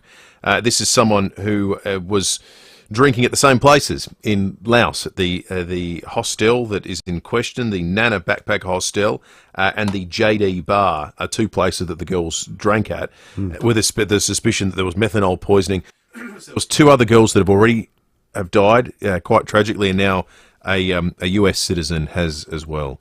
It's just horrible, isn't it? And it's reasonably common up there. Well, probably not methanol, but certainly ethanol. Ethanol is used a lot as a cheap alternative. It's not used in a sort of predatory way. It's used purely to rip people off by substituting more expensive spirits with a cheap product like ethanol. But methanol, that's like it preserves you from the inside out. Well, I think your body creates formaldehyde as a result.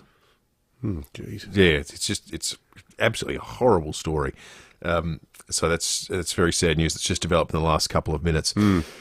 25 minutes after 7, we're going to reflect on the sports show in just a moment because they had a very funny chat with Titus O'Reilly last night. But the other thing you may have spotted or heard during that little ad break was the first boarding call of the morning. Jaconda was the first person to spot it. Jaconda, good morning to you.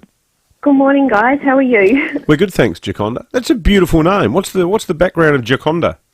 Italian parents' background. Oh, beautiful. Lovely. Thanks.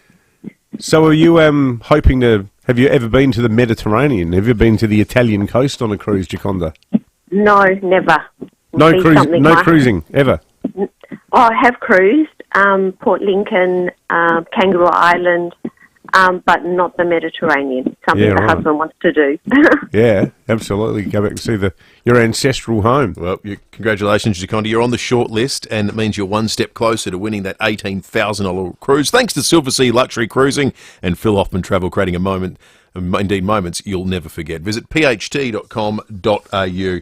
Last night on the sports show, Rowie and Timmy G caught up with Titus O'Reilly, who started talking about a very, infamous, famous, one of the great and most talented footballers ever, George Best, but he's now as well known for off-field antics as he was on. Anyway, here's Titus O'Reilly talking about him. There's so many great stories about the great Georgie Best. What did you end up running with? Oh, well, there's lots. One of my all-time favourite George Best stories was when he was playing up in Scotland, and he had a match the next day in the Cup against Ayr United, and the chairman said, "You are not to go out tonight." And so he took that to mean it was okay to drink in the hotel bar. And so he started at midday, and at about 6 o'clock in the evening, the French rugby team coming off a loss to Scotland into the bar, find out Best is there and challenge him to a drinking competition. Oh, wow. And as his coach said the next day, this is a competition Best should have lost, but instead he outdrinks the French rugby team. And while he's doing that, the band at the time, and this is in the peak of the 70s, a band playing in Scotland that day was Blondie. And after their show, they walk into the bar, and Deborah Harry and George Best stay drinking all night. And he misses the game the next day, and the teammates find him in the bar again the next day and said, "How come you didn't come to the game and play?" And he said, "Well, what would you rather do? Play Ayr United or spend the night with Deborah Harry?" The funniness of George Best's life is somewhat neutralised when you look at the last photograph ever taken of him. Oh, yeah. Have you ever seen that photo? Yes. Where his eyes have just sunken into his head and he's just gone, his whole body's gone yellow. It's actually terribly, terribly sad. Such a talented bloke, totally destroyed by grog.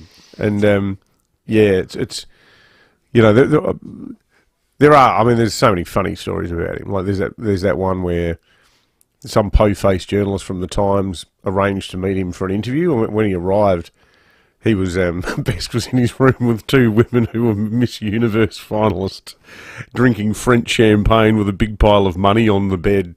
And this journalist apparently looked at him and said, George, where did it all go so terribly wrong?"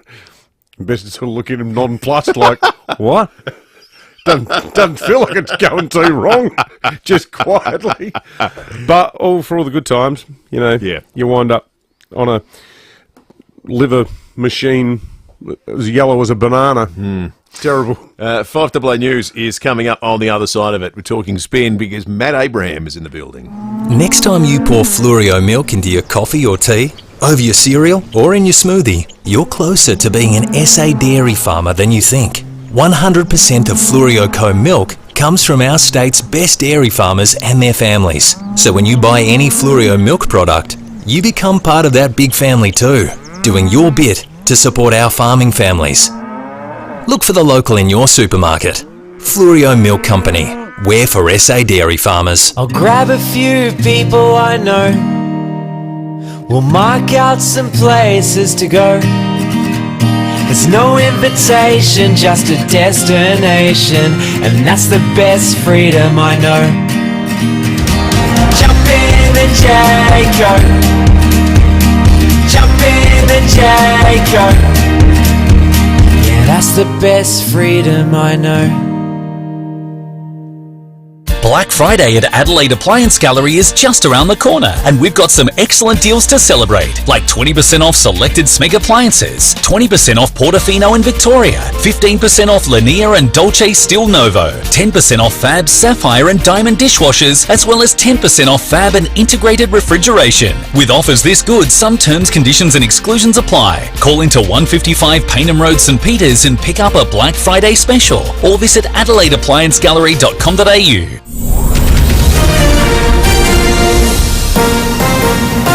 This is 5AA News, always Adelaide.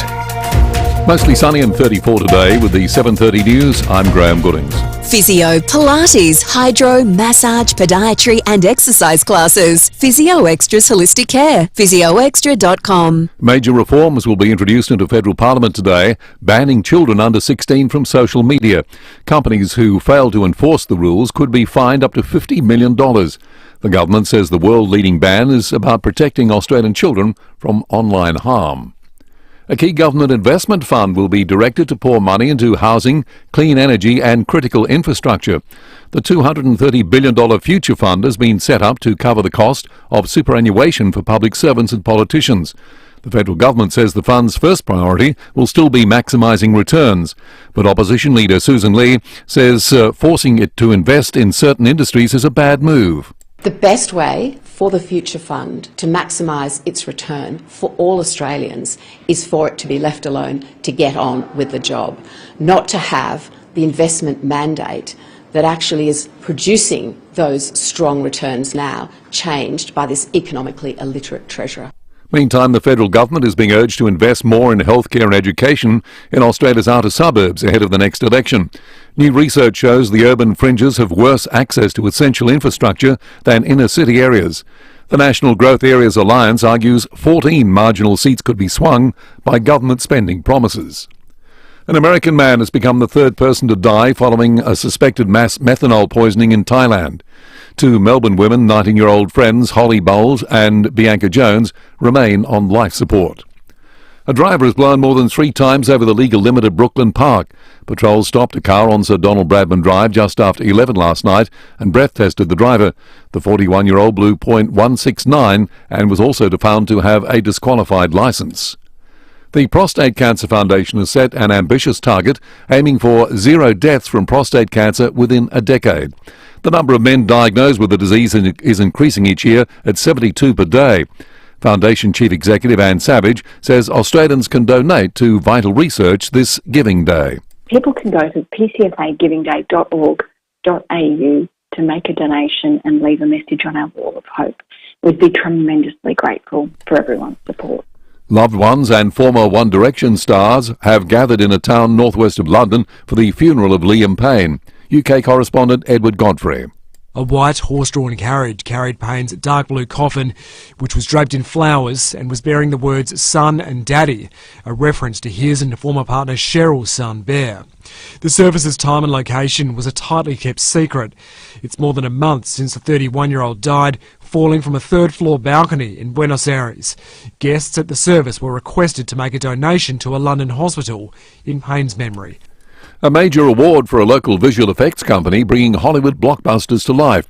Mel Usher has the details. South Australia's Rising Sun Pictures has been named the 2024 Australian Exporter of the Year. The Adelaide-based company was established in 1995, working its magic behind the scenes for almost 3 decades. Its silver screen credits this year include The Fall Guy, Deadpool and Wolverine, and Harold and the Purple Crayon. Other recent credits include The Marvels, Indiana Jones and the Dial of Destiny, and Elvis. Rising Sun Pictures has more than 340 artists and supervisors across its 2 Australian studios. Now looking at 5AA Sport. Colours, custom design, any house, any style. Gliderol Garage Doors. Gliderol.com.au. Now here's Tom Wren. Thank you, Graham. Adelaide has taken exciting midfielder Sid Draper with its first selection at last night's AFL draft. The 18-year-old finished the year strongly after dealing with a stress fracture in his shin early in the year, and he says he was happy with the way all things panned out after a disrupted start. Yeah, definitely tough to hear at the start. No one wants to hear they've got a stress fracture in their draft year, but to be able to get back and play football for my state and, captain it and then play Sandford, I was just lucky to get back and play football. Audio there thanks to Fox. Port Adelaide went with Joe Berry with its first pick at number 15. Well, Indian cricket commentator Harsha Bhogle is confident superstar Virat Kohli will rediscover his best form in the Test series against Australia, which starts in Perth tomorrow. It'll please him that he's coming back to the place where he's always played at his best. Against quick bowling, he's still among the best players in the world, if not the best player in the world. So hopefully it'll go well. What I will tell you is if Kohli and Smith have good series, this is going to be some series. Kohli is averaging just over 20 this calendar year and has only managed to pass 50 once. Meantime, the Sydney Thunder are only 1 win away from their 3rd WBBL Grand Final after a 4-wicket win over the Melbourne Stars overnight. And in some golf to finish, defending Australian PGA champion Minwoo Lee is off to a flyer with a couple of birdies in his opening 3 holes to put him in a share of the lead at 2 under. Denmark's Rasmus Niergaard Petersen is also at 2 under, while Cameron Smith and Jason Day have made steady starts. They're currently at even par. And that's the 5AA Sport. Now checking 5AA traffic. Morning there, looking really good for the run-in today. Racks and breakdown frees and no great hassles. Good news too around the east end of the city. The Adelaide 500 has packed up for another year, so all those road closures are back and open around the east end of the city. A little bit busy at the moment. South Road, Clovelly Park. A little bit slow, Brighton Road, Glenelg East. And look out for Kenilworth this morning. Saints Road, Salisbury Park. The King Black November sale ends soon. Save on selected furniture in stock and ready for delivery before Christmas. Hurry, sale ends soon. Shop online or visit a King Living showroom today.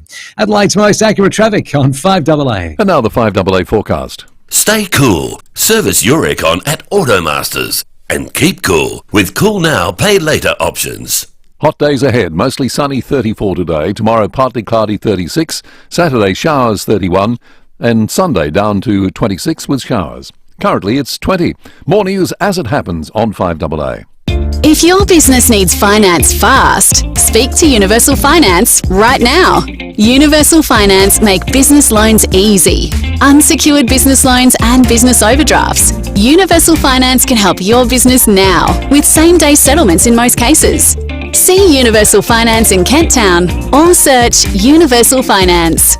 This is general advice only, and you should consider the terms and conditions before determining whether this advice is suitable for your situation. If you're thinking of selling your home, you'd better think 4 months ahead, because that's how long it can take to get everything in order. Hi, Daniel Talia here, General Manager of Home. That's HAUME, and I'm here with some good news. We'll buy your home right now. No waiting, no fees, no open inspections, and no marketing costs. You'll save in the tens of thousands, and we can settle when it suits you. Visit home.com.au. We buy homes, and remember, HAUME.com.au. 5AA Breakfast is streaming live right now. To watch, simply head to 5AA on Facebook or YouTube. Drive away in the Tucson Hybrid by Hyundai from just $46,990 drive away. T's and C's apply. David Penberthy and Will Goodings, 5AA Breakfast. 22 minutes to 8 on this Thursday morning. After 8 o'clock this morning, another chance to get yourself on the shortlist to win $18,000 worth of cruise, thanks to Phil Hoffman Travel and Silver Sea Luxury Cruising. We've got a breaking 8 coming up as well. And we're going to hear from Warren Pearce, the CEO of the Association of Mining and Exploration Companies, is in town today. He'll be in the studio before 9 o'clock. But this is the moment you've all been waiting for this week. Had a by-election on the weekend. He was live tweeting it for all of the 22 minutes, I think it was in doubt. Matt Abraham. 9 to 10, out of 10, every time. Matthew Abraham on 5AA Breakfast. Mitre 10 red hot deals are on. Jump online to find out what's on special. Mighty helpful Mitre 10. Matt, good morning to you. Morning, Will. Good morning, David. I think we should start, Matt, by doffing our cap in your direction, because sitting in that very chair, you called this result about 5 weeks ago. Yes, I did. Modestly. I did, I'm sorry. Well, you're not going to blow your own trumpet, so I'm going to blow it for you. But let's, and also last Thursday, we were talking about this Tizer exit poll of 100 people. And the interpretation was it was going to be too close to call. And that sort of set the narrative for a lot of the reporting of this, of the actual black by-election on the day and the night before. Now, the Tizer exit poll had Labor at 47 and Liberals at 37. And my interpretation of that, as was Anthony Green's, by the way, ABC election analyst, was that on those figures, Labor is just going to thump the Liberals on those figures, because the rest are going to go to the Greens, roughly, you know. Family First, by the way, got 5%, which wasn't bad. That didn't help much. The actual result, so 47-37 was a Tizer exit poll of 100 people. The actual result was 48-34. On primary votes, 16% swing. 16% swing in a seat held by the Liberal Party with an incumbent government, cost of living, you know, ramping, all that sort of stuff. Didn't matter a bit. So that's an absolute thumping. So the two-party, let's just run through this. The two-party preferred vote, after they distribute preferences, and it's about 81% now, I think. The actual turnout was down. You can't blame people for that. Alex Dighton, Labor candidate, 60.1%, 12.8% swing, so nearly 13%, and Amanda Wilson, 39.9%. Just running through the primaries, Alex Dighton got nearly 48%, so his vote was up almost 10%. He got 47.9%. Amanda Wilson, 34.1%, down 16%, the Liberal vote. And because David Spears got just over 50% of the primary vote in the 2022 election. Sarah Luscombe, the Greens, 13, so that was up 13%, that was up 1.3, and Jonathan Parkin from the Australian Family Party, I should say, was 5%. So, and that was the first time they'd run there, I think, and very low informal vote. It's just a stunning result. And David, you wrote in the Australian a preview piece saying this was the weirdest by-election. This is before it was actually held, the weirdest by-election in the history of South Australian politics. And it was. Well, 24 hours prior to voting proper starting on Saturday, not even 24 hours, you had the bizarre spectacle of David Spears with his quite unusual press conference outside the Christie's Beach Magistrates Court, endorsing Amanda Wilson, which may have helped bring some Spears loyalists back to supporting her. Who knows? But Will and I were chatting before off air, and he was saying that the exquisite dilemma for the Libs was that you had a whole bunch of traditional David Spears supporting Liberal voters down there who thought that poor man, whoever did this to him, what a disgrace, the whole thing's a stitch-up, the whole thing's a conspiracy. And conversely, you had a whole bunch of traditional Liberal Party supporters, or at the very least people who voted Liberal the last couple of times, looking at David Spears, looking at the Liberal Party and shaking their heads and going, what a rabble, what a fiasco. So those two groups, you put them together. It was impossible to make a pitch that made them both happy. I think Vincent Tasio made a big strategic mistake right from the get-go in not chopping David Spears off at the knees once he was charged with a charge he's defending, we'll keep saying that, supplying an illicit substance. And we had the Tizer incredible story and video of him, he says it's a deep fake, but someone who looks very much like him snorting a white powder in the kitchen of his home. He should have chopped him off at the knees there, because prior to that, David Spears was undermining publicly. He's playing games. I'll sit on the sidelines. Maybe I'll be in the Liberal Party. Maybe I'll be an independent. But I'll make worthwhile contributions. All that sort of smart stuff. Tazius sat there and took that. Then he said he was in contact with him. He's sort of supporting him. I think, what are you doing? Like, this guy has become a liability to you. And, Paul Keating very cruelly once said, if a dead sheep's hanging there, don't wait for it to get fly blown, cut it down.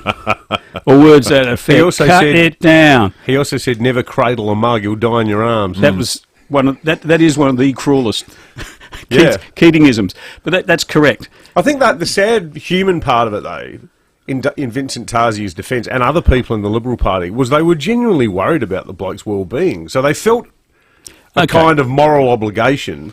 But in the harsh world of politics, you're right, it didn't do him any good in the long run. And I also think, in David Spears' own mind, and in the Liberal Party's own mind, they vastly overestimated his support in Black. Vastly overestimated it. We're looking at a 13% swing, a 16% swing on primaries. He didn't have a personal vote. No MP. God wouldn't have a 16% personal following. I might get struck down with lightning on by this, but you just don't. Look, personal followings are usually vastly overrated. They'd max out at 3% tops, maybe 4% in terms of the popularity of a politician. And so, what I think was going on here, and I think there is a big danger for the Liberal Party. People were just waiting with their cricket bats in the backyard for this by-election. They'd seen that. They'd seen this folly of Ben Hood's little frolic on abortion reform. He was quite entitled to do that. But if you're sitting there in the seat of Black, and you're looking at that thinking, well, what's this got to do with my life, really? Totally. How's this going to help me pay my mortgage? How's this going to help me lower my shop at, Aldi or Woolies or Foodland or wherever I am? And I think they've just punished the Liberals. They see it as a brand that's sort of almost had its day, and there's a huge risk, as I see it, from this election, because it's such an astounding swing. This wasn't a But 2 don't or you think 3% swing. That's all Labor needed. They only needed 3% to win the seat. This by-election to me, though, is the living proof of good governments need good oppositions. Because this government is really getting no scrutiny at all on things that aren't working. Well, no successful scrutiny, I should say, from the Libs. I mean, they are obviously still vulnerable on the ramping promise. Police numbers are a disgrace. And we've got the highest power bills in Australia. Now, there's three things that a well-organised Conservative Party should be able to make political capital on. And logic and history tells you that the best time to make that capital is at a by-election against an incumbent government. Exactly. And they have it, and instead of 16% of people go, what? I'm not voting for those. I know. And, you know, the word that kept coming up, and this is according to people who are working on the booths for the Liberal Party, post facto, one person said to me on Saturday afternoon, 4 things kept coming up. 1, the candidate doesn't even live here. 2, she put up rates as Mayor of Holdfast Bay, so there's a candidate selection issue that the party has to deal with there. The 3rd thing was people were saying, we love Mallee. And the 4th thing they were saying was the Libs are just a rabble. Yeah. And it was rabble, rabble, rabble, rabble, rabble. Yeah. Over and over. And this is what the Tigers exit poll showed and why you made the prediction with such confidence, Matt. And it's interesting what you say about abortion because, like, we've had this discussion before. With you got a faith-based approach to this, and a lot of people do, and think it is a moral issue and an important issue. But having said that, it's not the issue that wins your government, is it? No. And we've seen both Peter Dutton and now Vincent Tarzia. Tarzia saying, well, you know, if you pursue these sorts of private members' bills, there's no place for you in my shadow cabinet. There won't be a place for you as a minister if, you know, the unlikely event we win government. And that felt like the old political idiom. And Peter Dutton said, Peter Dutton has said that issue's finished with us. That was Vincent Tarzia using the political idiom of never wasting a crisis. That was. Yeah, totally. Exactly. The impetus to wander into shadow cabinet. So this is how it's going to be now. Where if he did it a week earlier, there might have been some pushback, but they realise this is now an existential threat. Continues, I mentioned this earlier in the week too, Matt, continues an unwanted trend and quite a remarkable in recent political history trend for the Liberal Party as well, where dating back to John Olsen, they've lost every single seat held by a former leader but one. Black, Dunstan, Waite, Martin Hamilton-Smith, Davenport, Ian Evans, Frome, Rob Kerrin, Carville, John Olsen. Hyson's the only one, and Hyson has always been in the it's only a matter of time camp, I think, too. The Greens have had that one circled for a long, long time. And that's pretty remarkable. It's not a bad track record, but it's not really. That's kind of hard to do even if you were trying. Exactly. And it's inexplicable, really. That's why they're down to 13 seats in the state parliament. Our old mate Terry in Henley Beach, he seems to be mishearing this entire segment as some sort of endorsement of the ALP. I think, Terry, mate, we've just spent the past 10 minutes giving the Libs a pretty thorough going over about what a debacle it was on the weekend. Yes, I think so. Funny what people choose to hear. We're bagging the ALP, are we? I don't know. I think we're saying the Liberal Party is almost irredeemably stuffed in South Australia, is what we've been saying. So you've got this, when you go back and look at, I think it's pretty important to go back and look at first principles, and you do have this almost a perfect storm of David Spears, what was going on there. They pre-selected a mayor who did not live in the electorate, who could not vote, and these were the posters up at the polling booths. Amanda Wilson can't vote in this by-election because she's not a local. So she couldn't even vote for herself and help her own figures. And as for the popularity of mayors, generally they're not very popular at all. I had the mayor of Unley once door knocking on our front door, and he kept playing the doorbell because he liked the tune. And I'm thinking, mate, go away. I don't mind my grandkids doing that, but, you know, well, who are you? So, and the mayor's put up rates. You know, they're blamed for putting up rates. They put up a special levy on Jetty Road, where most locals, I would think in black, rarely visit. No, why would never. You? And the 2 seats that are closest and were actually sort of in her council area, 61% and 60. So Seaford got 60 primary vote. there wasn't a single booth where the Liberal Party beat the Labor Party. The booth count's incredible. Not one. Crikey. So there we go. That's how you lose a by-election. I guess in a glass half full sense, though, for Vincent Tarzia, the only way is up. I don't know about that. Hold that thought. Come on. Throw the bloke a bone, man. Hold that thought. I'm sorry, I don't know about that. We're going to check traffic and take a break and come back with more with Matt Abraham next. Thanks, Will. She's looking good for the run-in today. Accident and breakdown free. Busy in a couple of spots, as you'd expect. Park Terrace at Bowden. A little bit slow at the moment. Port Expressway at Port Adelaide. But good news in the East Parklands. Adelaide 500 has packed up for another year. So all those road closures are back open again. What an excellent start to the day. Cameras this morning. Salisbury Highway, Parafield Gardens and Burton Road at Paralawi. Harris Gas friend sale's on now. Save 40% off full-price bras, underwear and sleepwear. Conditions apply. Harris Scarf. Great brands, great prices. Adelaide's most accurate traffic on 5AA. Don't just send it, ace it. If your current job is driving you bonkers, get outdoors and hit the road. ACET Transport Solutions is growing and they need more drivers to keep their promise of perfect service. So, if you want a career that'll take you places, get in touch with the team at ACET Transport Solutions. Visit acettransport.au. Don't just send it, ace it. NRG Solar knows that solar isn't just about panels, it's about future-proofing. Start your journey to self-sufficiency today. Be the visionary. Take charge. NRG Solar's new warehouse is fully stocked with a stunning range of wholesale solar and battery equipment. See it for yourself. Discover the power of solar at NRG Solar. Call 1300 858 160 or visit nrgsolar.com.au and make tomorrow brighter. That's nrgsolar.com.au. Beechwood Homes, Adelaide's leading bespoke home builder, celebrates 35 years. Over that time, they've helped many hundreds of people realise their dream of building a home exactly how they envisioned it. That's the wonderful thing about building with Beechwood. There are no set plans, no set rules. It all starts with a pen, paper, and your ideas. Just like it did 35 years ago.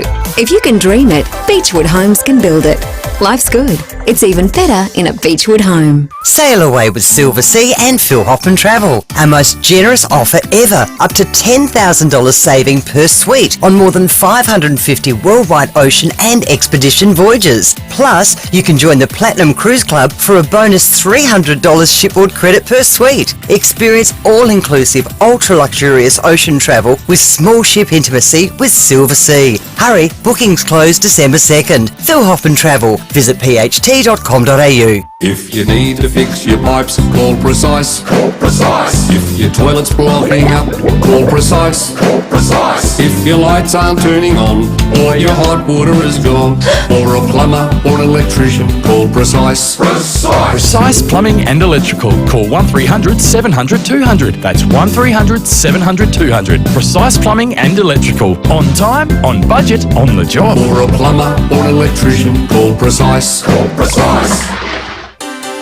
Drive away in the Tucson Hybrid by Hyundai from just $46,990 drive away. T's and C's apply. David Penberthy and Will Goodings, 5AA Breakfast.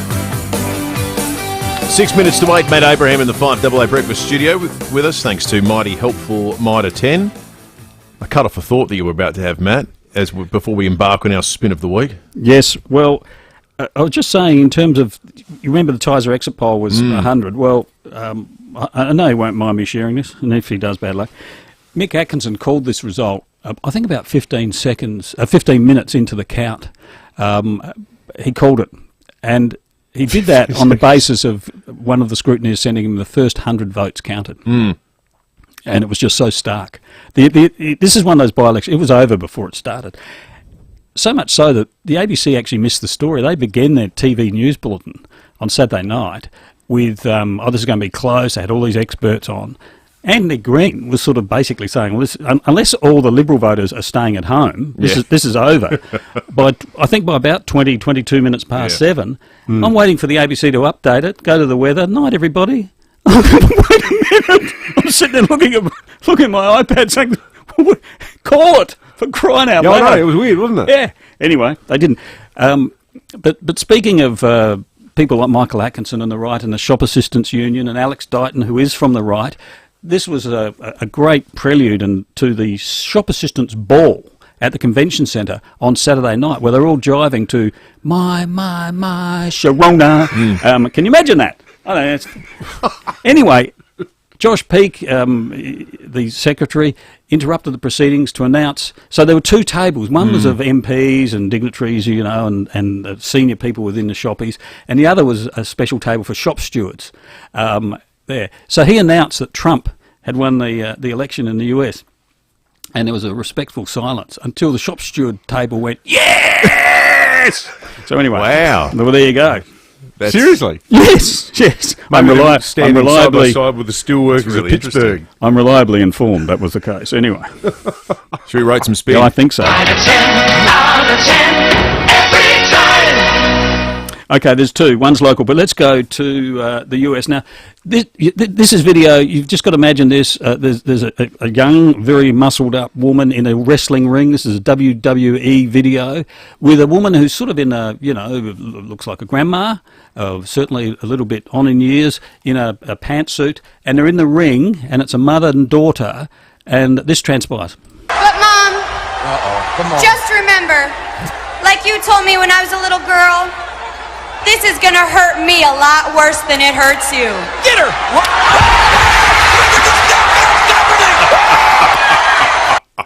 So she slaps her mum down. Now, no, mum slaps her. Anyway, it doesn't matter.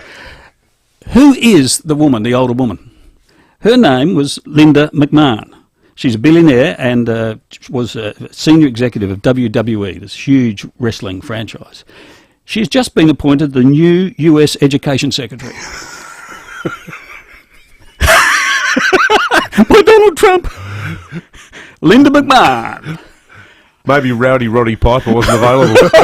Well, the Hulk was involved in the the Madison Square Garden. Maybe he recommended her. Mario Milano with Mario Killer Carl Cox. I mean, why doesn't Vincent Tarzia sign them up on his team? They might get him somewhere. No, I'm giving Linda McMahon a big, 2 out of 10. 10 out of 10 every time. Now, I have been thinking that at the end of the year, we should have a gold Mighty Mitre 10 something or other, and give away a pack of gold bats or something, insulation bats or something like that. Because this is going to be a contender. The two voices you'll hear. First, David Spears outside the Christie's Beach Magistrates Court, and then Stephen Mulligan. The former member for Black endorsing his Liberal successor. Obviously, if people in my community want to support me, one way they could do so is to vote for Amanda Wilson. If the best endorsement that Amanda Wilson can get is from the steps of the Christie's Beach Magistrate Court, doesn't bode well for the Liberals, does it?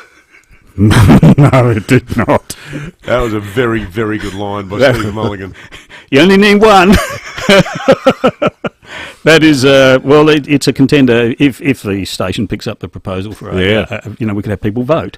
I like it on the top 10. But anyway, I'm giving Stephen Mulligan 10. Out of 10. Rare 10.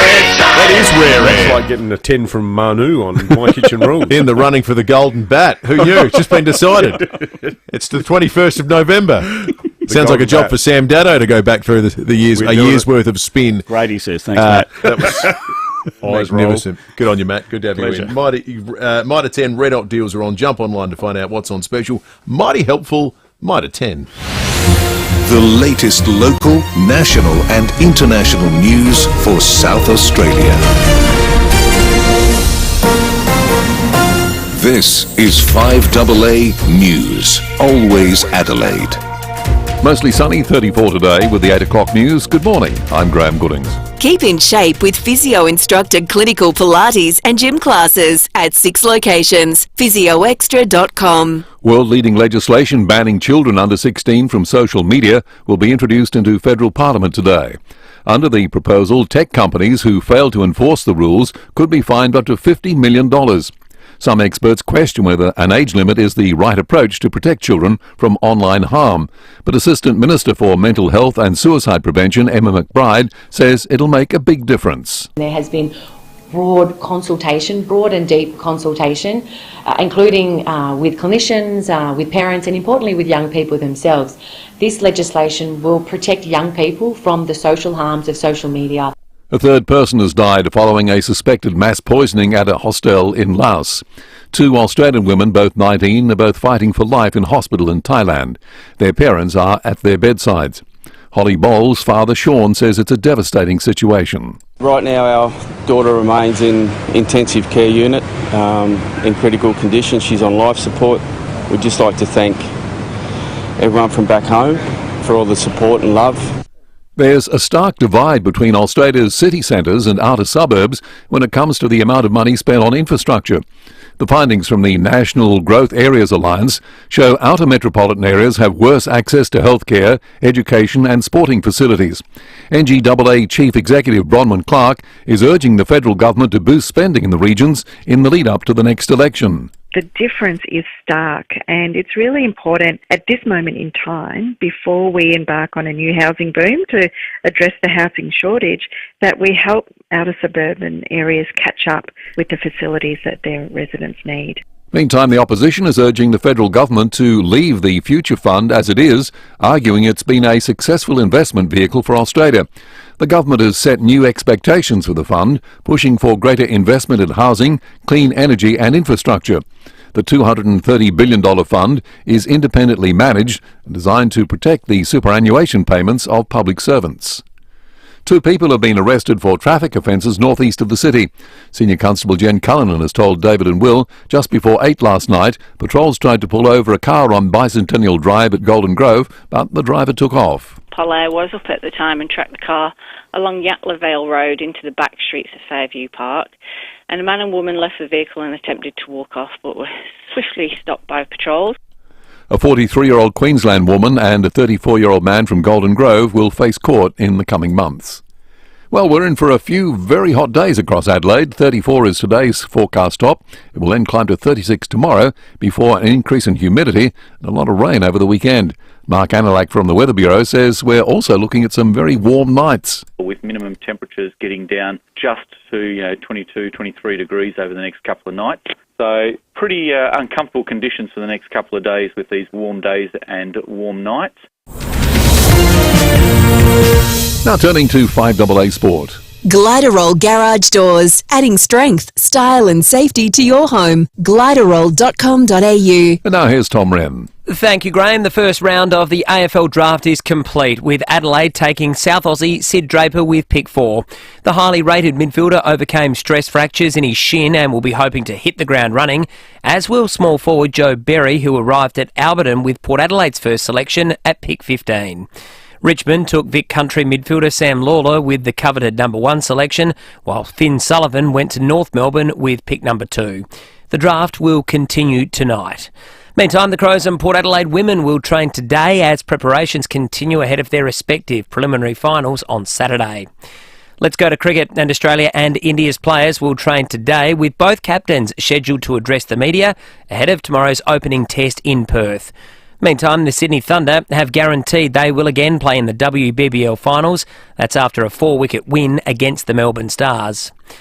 To tennis now, Italy has won the Billie Jean King Cup. Craig Gabriel reports from Malaga. It's been 11 years, but the drought is done for Italy. For the first time since 2013, for the 5th time overall, Italy has won the Billie Jean King Cup, which was previously known as the Fed Cup, the women's equivalent to the Davis Cup. Italy has defeated Slovakia 2-0 in the best-of-3 series, with Lucia Bronzetti and Jasmine Paolini winning the singles. There's a strong chance that Italy, with Yannick Sinner, could claim the double, as they are favourites to win the Davis Cup for the second year in a row, having beaten Australia last year. And in some golf to finish, Minwoo Lee is off to a blistering start at the Australian PGA Championship, which is being played at Royal Queensland. The defending champion's 3 under through 5 holes and is in a share of the lead with Denmark's Rasmus Niergaard Petersen. Cameron Smith is 3 shots back and is currently even par along with Jason Day. And that's the 5AA Sport. Thanks, Tom. Now checking 5AA traffic. G'day there at Airbrae. Look out for a smash causing delays inbound at the intersection of Cross Road and Fullerton Road. We are busy at the moment. Park Terrace at Bowden. Quite slow going Brighton Road, Glenelg South. But good news though, around the east end of the city, the Adelaide 500 has packed up and all those roads are reopened again this morning. Cameras, Burton Road, Paralowie and Saints Road, Salisbury Park. Get a head start this Christmas with over 700 reasons to shop in Rundle Mall this Black Friday weekend. You'll find it all in Rundle Mall, Friday, November 29 to Monday, December 1. Adelaide's most accurate traffic on 5AA. And now the 5AA forecast. Stay cool. Service your aircon at Automasters. And keep cool with Cool Now, Pay Later options. Mostly sunny, 34 today. Tomorrow, partly cloudy, 36. Saturday, showers, 31. Sunday, cooling down a little, but still showers, 26 degrees. Currently, it's 22. More news as it happens on 5AA. I'm high! Hey, mate. The Excelsior Hotel has always felt like home. And for seniors, it's always been great value with 20% discount on selected bistro meals. Yep, 20% off. Feeding the whole family? Bring them all Saturday or Sunday for live acoustic music from 5 p.m. And kids eat free. Some conditions apply. The Excelsior Hotel feels like home, but better. You just know it's a Barreau Hotel. If you're packing up your family to travel across the land will treat you different in a Dave Benson caravan. Here at DBC, it's the end zone of our $500,000 sale. With hotter deals than ever, ample stock and on-site manufacturers helping us crunch the numbers hard. Ending in a massive 3-day blitz as we team up with Electric Bug and Barbecue Adelaide for on-site bargains. Thursday 29 to Saturday November 30. Get on in today, because the best bargains of the year are only here at Dave Benson Caravans. City Discount Tires. Get saving now with City Discount Tires. We're offering great deals on the world's top brands in tires, wheels, suspension and parts. Suitable for 4-wheel drives, SUVs and passenger cars, including Falcon, Michelin, Pirelli, Kumho, Hankook and many more. Finance options available. Search citydiscounttires.com.au and locate your nearest dealer today. City Discount Tires. We're driven by value. City Discount Tires. Black Friday at Adelaide Appliance Gallery is just around the corner, and we've got some excellent deals to celebrate, like 20% off selected Smeg appliances, 20% off Portofino and Victoria, 15% off Lanier and Dolce Stil Novo, 10% off Fab, Sapphire and Diamond dishwashers, as well as 10% off Fab and integrated refrigeration. With offers this good, some terms, conditions and exclusions apply. Call into 155 Paynham Road, St Peters and pick up a Black Friday special, or visit adelaideappliancegallery.com.au. Setting the agenda for South Australia. This is 5AA, always Adelaide. Drive away in the Tucson Hybrid by Hyundai from just $46,990 drive away. T's and C's apply. David Penberthy and Will Goodings, 5AA Breakfast. 8 minutes after 8. Bit overcast to start what is going to be the first of a run of 30-plus degree days, but it is going to warm up fast, as you've just heard in 5AA News. In the last few moments, 22.1 degrees already outside, making Adelaide the warmest capital city in the country outside of Darwin this morning. It is going to get warmer here than it will be in Darwin, for what it's worth as well. We have another boarding call to play before 9 o'clock today, so your chance to get on the shortlist to win $18,000 worth of cruise, thanks to Silver Sea Luxury Cruising and Phil Hoffman Travel, creating moments you'll never forget. Visit phd.com.au. Lots to talk about in the last hour of the program as well. Sam Daddo has been out in the street asking people in the city this morning, so people that will be most affected by proposed speed limit change in the city, what they make of the prospect of a 30k an hour blanket speed limit in the city of Adelaide. We'll hear from those people very, very shortly. Of course, you can call in with your thoughts at any time on 8223 0000. We're going to talk about the state of mining in South Australia and the rest of the country as well. Warren Pearce is the CEO of the Association of Mining and Exploration Companies. He's coming on before 9 o'clock. And also the on-site coordinator of the Riverbank display, which is fired up now, Peter Richardson, ahead of, what are we, on Sunday, effectively a month out from Christmas Day. Matt and Seacliff's on the line. He wants to talk about the proposed blanket city speed limits. Morning to you, Matt. G'day, Will. G'day, David. How are you? Good, thanks, Matt. Yeah, I was just curious. So if the council wants to lower speed limits, can we expect driving down Frome Road, we are going to have the mayor there with her speed camera, like her laser. She'd probably get somebody else to do it. Like, it's just the most ridiculous thing. Like, nobody goes to the city anyway, nobody I know, and then it's, like, just more of a deterrent. 30 kilometres, ridiculous. Well, that's it. I mean, they can't have it both ways, Matt. You can't be talking about how post-COVID we need to get more people coming into the city to shop. We need to get more people living in the city. And, you know, part of this is a form of almost feels like revenue-raising trickery where, you know, people who are decent drivers, suddenly they're doing 37 kilometres an hour on Halifax Street and they're going to end up getting a, you know, $320 fine or whatever it'll be. It's ridiculous. Good call. Good call, Matt. He dropped away there. He's made his point. And made his point. We're just having a bit of a delay issue with our scheduled breaking at 8 because I quite stupidly realised that the guy I was chatting to last night about it is actually overseas and sound asleep. So we might have to push it back. It might end up being breaking at 10 to 9 the way we are looking with the time difference. You know, you said something during our chat with Matt Abraham, and I've ended up wanted to look at this to double check and triple check the figures because, and this will stay like the most boring thing you've ever heard of in your entire life, but the Australian National Accounts data came out yesterday. It's a data set that breaks down gives us some real good information on states. And you made a point about the lack of prosecution of things going on in South Australia at the moment, given there's a couple of issues that the Liberal Party have. One, there doesn't seem to be a lot of success in getting messages to cut through, but as your parliamentary team diminishes, they lost another seat on the weekend, and you have a large proportion of your members out in the country, it falls to an ever smaller group of people to prosecute and make the sorts of arguments that do cut through and people care about. You said electricity bills, and I thought we mention electricity bills and they mention electricity bills, that being the opposition, but we don't really mention it in the context that it should be mentioned, because the National Accounts data yesterday showed that when it comes to gross household income in this country, per capita, South Australia is dead last. Dead last. Yet at the same time, the highest power bills. Yeah. So if it's an issue anywhere in Australia, and it's been a federal issue, and it's been an issue in terms of employment in the eastern states with coal-fired power plants and so forth, it's no bigger cost of living story anywhere in Australia but South Australia. If it matters anywhere, it should matter most here. It just doesn't feel like it does. No.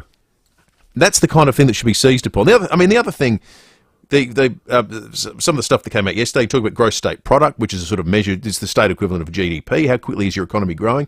And everyone talks about, you've got the Gather Round, we've got the Live Golf, and there's all these wonderful things. Feels like a lot of good things are happening, and they are terrific things. But you talk about how fast everyone's growing. We're second last. Yeah, 1.2%, wasn't it? 1.2%. Yeah. Now, Western Australia is growing slower than us, but from a much, much, much higher base. Yeah, exactly. They don't need to lift. Like, these are things that are indicators that all is not well. There was a really heartbreaking piece by Chris Ullman on The Australian this week, Chris being the excellent journo. He used to be the national political reporter for the ABC.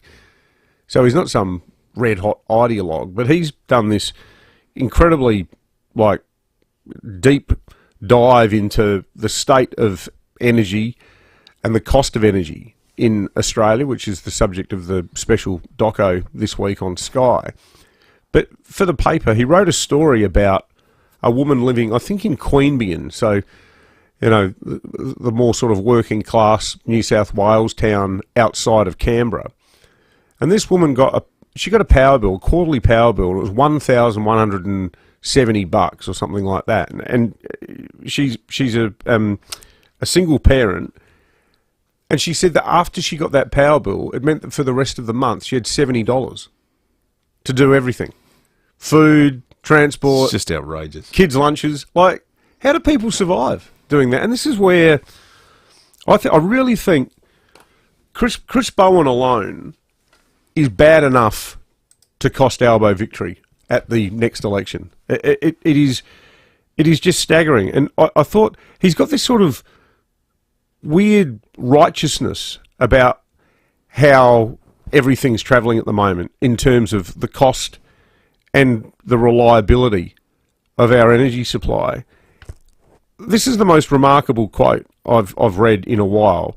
He was asked this week about Australia's energy landscape while talking at the COP in Baku, and he said this: "The government's approach to climate change makes economic sense at every level, from the household budget to the nation's economy." Oh, how do you say that?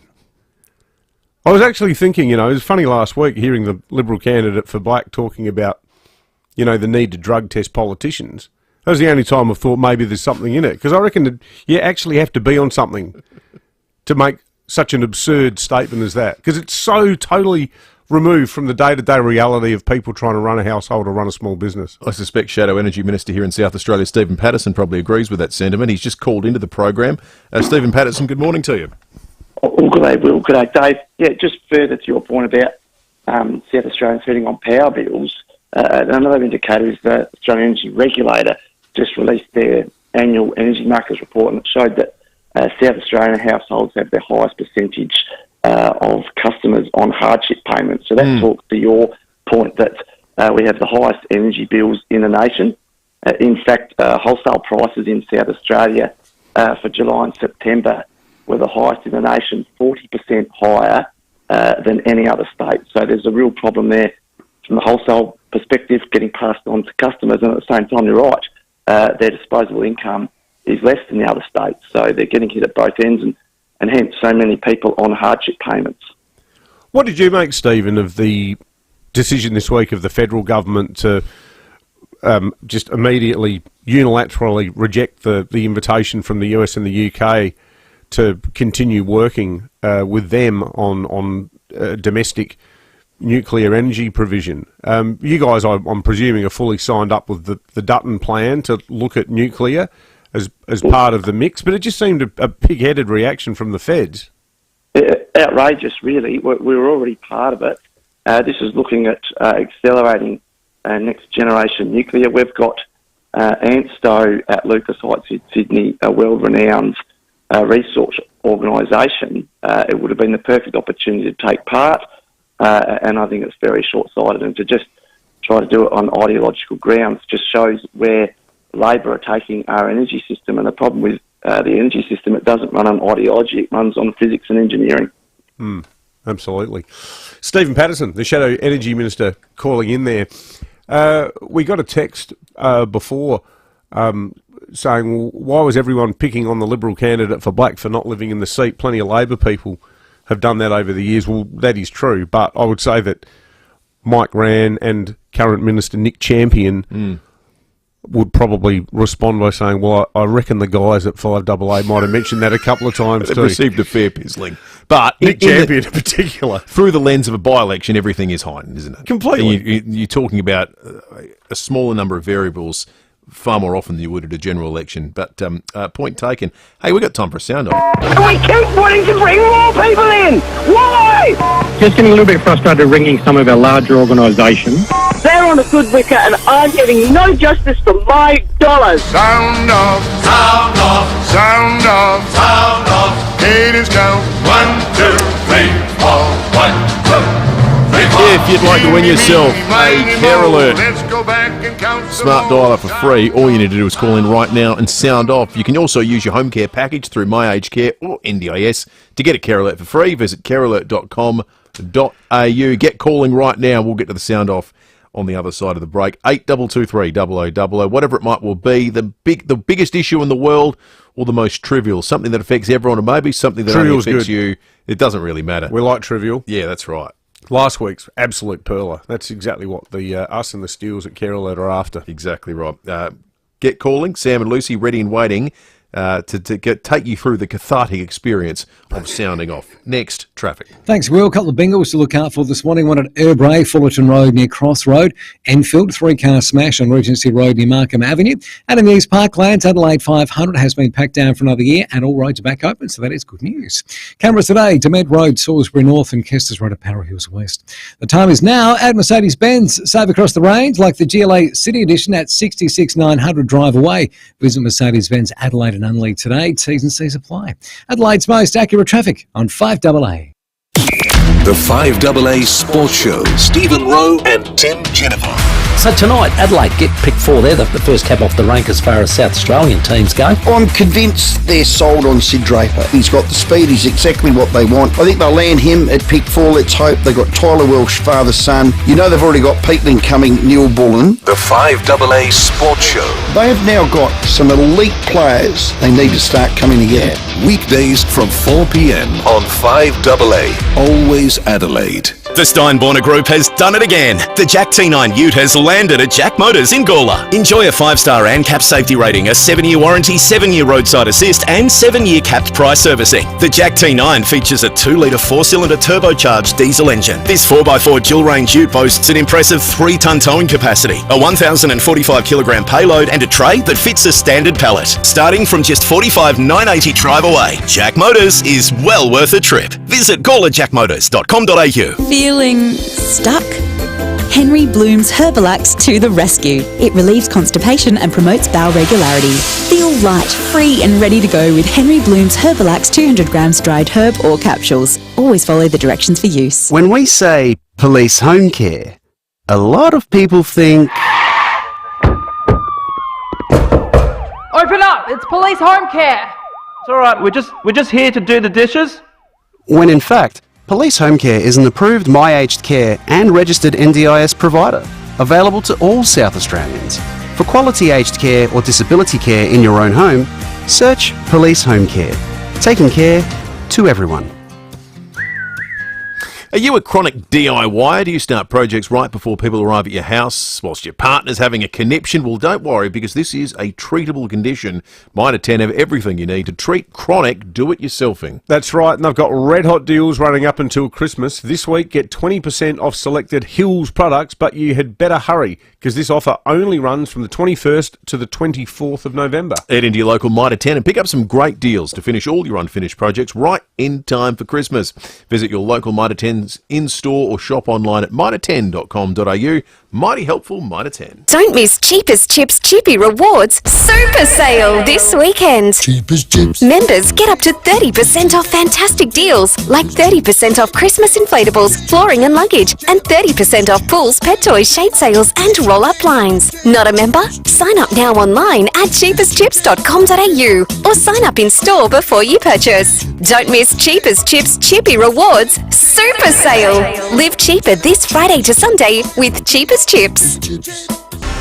Rosanna Mangiarelli here from 7 News. Join me and Will Goodings for Adelaide's leading news hour, 7 News, tonight at 6 o'clock. Drive away in the Tucson Hybrid by Hyundai from just $46,990 drive away. T's and C's apply. David Penberthy and Will Goodings. 5AA Breakfast. 23 after 8, still a spot available if you want to sound off for the Care Alert Smart Dialer. Get something off your chest, 30 seconds of your time and you win yourself $400 worth of peace of mind with one of the great locally engineered products that's ever come out of this fine state, the Care Alert Smart Dialer. You can also get one with your home care package through My Aged Care or NDIS. You get one for free. Visit carealert.com.au. It really sort of occupies that same pantheon as the Hills Hoist. Yes. The stump jump player. Hills Hoist is great, but you know what? If you ever have a fall, just ask your Hills Hoist to help you out. Exactly. Not going to help you, is it? Absolutely useless. Or if you're down the local park and you start feeling a bit woozy. Yeah. I mean, a stump jump plough's not going to help you, is it? Exactly. I suppose it might if you're stuck under a stump. That's true. But you'd still rather have a Care Alert Smart Dialer. We would say, more narrow application of it as an aid. What other inventions are there? Didn't SA play some role in the production of the Xerox machine? I'm not sure. Not sure. Let us know. Greg and Highmarsh has called into the program. Morning to you, Greg. Yeah, good morning, fellas. I'd just like to let everyone know that when your energy company tells you got to have a smart meter, well, that's not true. There's an opt-out system, but a lot of people don't know that. And they tried it on with me, and I said, no, there's nothing wrong with my meter, and I don't want a smart meter because they're connected through a mesh network which sends all the information about your dwelling back to the mothership as it is, if you want your smart meter, And by the way, which has been proved that there's a proof of concept. I'm trying to find. I've got the PDF on it here somewhere. I'm trying to find it, but I can't at the moment. It's hackable, right? It's been hacked already, so it's vulnerable. But if you go, okay, I want a smart meter, but I don't want it connected to the mothership, and I want a manual read, right? Okay. In Origin Energy's PDF, in their statement, it says they'll charge you $100 to come out and read it then, manually. Right. Okay, so, but just bear in mind, and this is like, they tried it on twice with me. I've said no, and through emails, I want it in writing that I don't want a smart meter. And they said, okay, well, we won't put it on. All right, well, I reckon, thank you, Greg. That was almost a sound-off. It was almost a sound-off, wasn't it? You know when your info going to the mothership. I don't know who's on board the mothership. Don't laugh. Who are they accountable to? That local lovely female astronaut that we had on, she Yes. was interviewed the other day about aliens, and she said, look, statistically, given that there's about 100 trillion, billion, squillion stars and presumably other planets out there, of course there's life. So, you know. They've got a full readout of how often you turn your dishwasher off. And we keep wanting to bring more people in. Why? Just getting a little bit frustrated ringing some of our larger organisations. They're on a good wicket and I'm getting no justice for my dollars. Sound off. All right. Kayleen in Bellevue Heights has called in. Kayleen, this is your moment. It's your time to sound off. Good morning to you. Good morning. I think you boys are missing a huge opportunity. I think we should export all our councils overseas as a wonderful way to stop people coming to an area. I mean, Adelaide City Council is 30 kilometres an hour. Their parking fees are horrendous. You can't street park anymore. And then we've got other councils. Now, there's one down south which was well documented, had free golf lessons, and my local council, the Lord Mayor didn't like the colour of her office. So she ripped up the carpet, the curtains, the furniture, remodelled it completely, and that was the first term. She got in for a second term, and last Christmas week, guess what? She got a brand new car. And I can guarantee it's a lease car, but I can guarantee when that lease is finished, guess what? She's got a brand new family car. That is a quality sound off, Kayleen. What a great sound off, Kayleen. That was well utterly delivered. superb. Yeah. Just had a good sort of tone. Beat. Correct. Good Kayleen, pentameter. you've got the Care Alert Smart Dialer coming your way. I like the idea that we should export information about our councils as a sort of way to combat immigration. Yeah. People go, I'm not living there. Can't even drive. That was brilliant, Kayleen. The council decision that's been in focus. I'll stay in Lagos. The council the city operates more better. Decision that's been in focus this morning has been about the 30k an hour speed limit affecting all drivers in the city. We got out and asked people in the city of Adelaide this morning, or Sam Daddo did at very least, what they make of this new plan. Paul, the Adelaide City Council is proposing a 30 kilometre hour speed limit for the CBD. Thoughts on that? I disagree. And I think having different speed limits around the city is just going to make it really confusing. Do you drive to the city often or use public transport? Every day. Peter, thoughts on the proposed 30 kilometre hour speed limit in the city? I don't have a problem with it. I think we need to get cars out of the city as much as possible and encourage pedestrian movements way more. So I think it's a good move. Kylie, thoughts on the proposed speed limits? I think it's just going to cause major congestion, more congestion than there is now. The roads are getting busier and busier, which I've noticed. Doesn't matter. There's no peak hour anymore. It's just all day. So I just think it's going to be detrimental to everybody. So, Wayne, thoughts on the proposed speed limits? I think there's a time and place for everything. If it's a high pedestrian area, it's probably not a bad thing, but consistency is better. Do you drive to the city or use public transport normally? I do both. Alex, your thoughts on the proposed speed limit by the Adelaide City Council? Well, I actually don't drive, so it's not really affecting me directly, but I think because from my opinion, being a pedestrian, the traffic lights are really slow, and so maybe a little bit more slower in the city might be better for pedestrians, and encourage people not to drive to the city. Use public transport. Well, we found an advocate for it. We did. There you go. There's one. Yeah. Only took us 2.5 hours. Sam should get the Gold Walkley for finding someone who actually agrees with the City Council. Excellent work, Sam, down out good on the on you, road Sam. this morning. We're going to take a break. 5AA News is coming up. We're going to talk about the Riverbank Christmas display. It was the subject of our jury earlier in the week. We're going to speak to the person behind it next. Good afternoon, passengers. Please have your boarding pass and identification ready.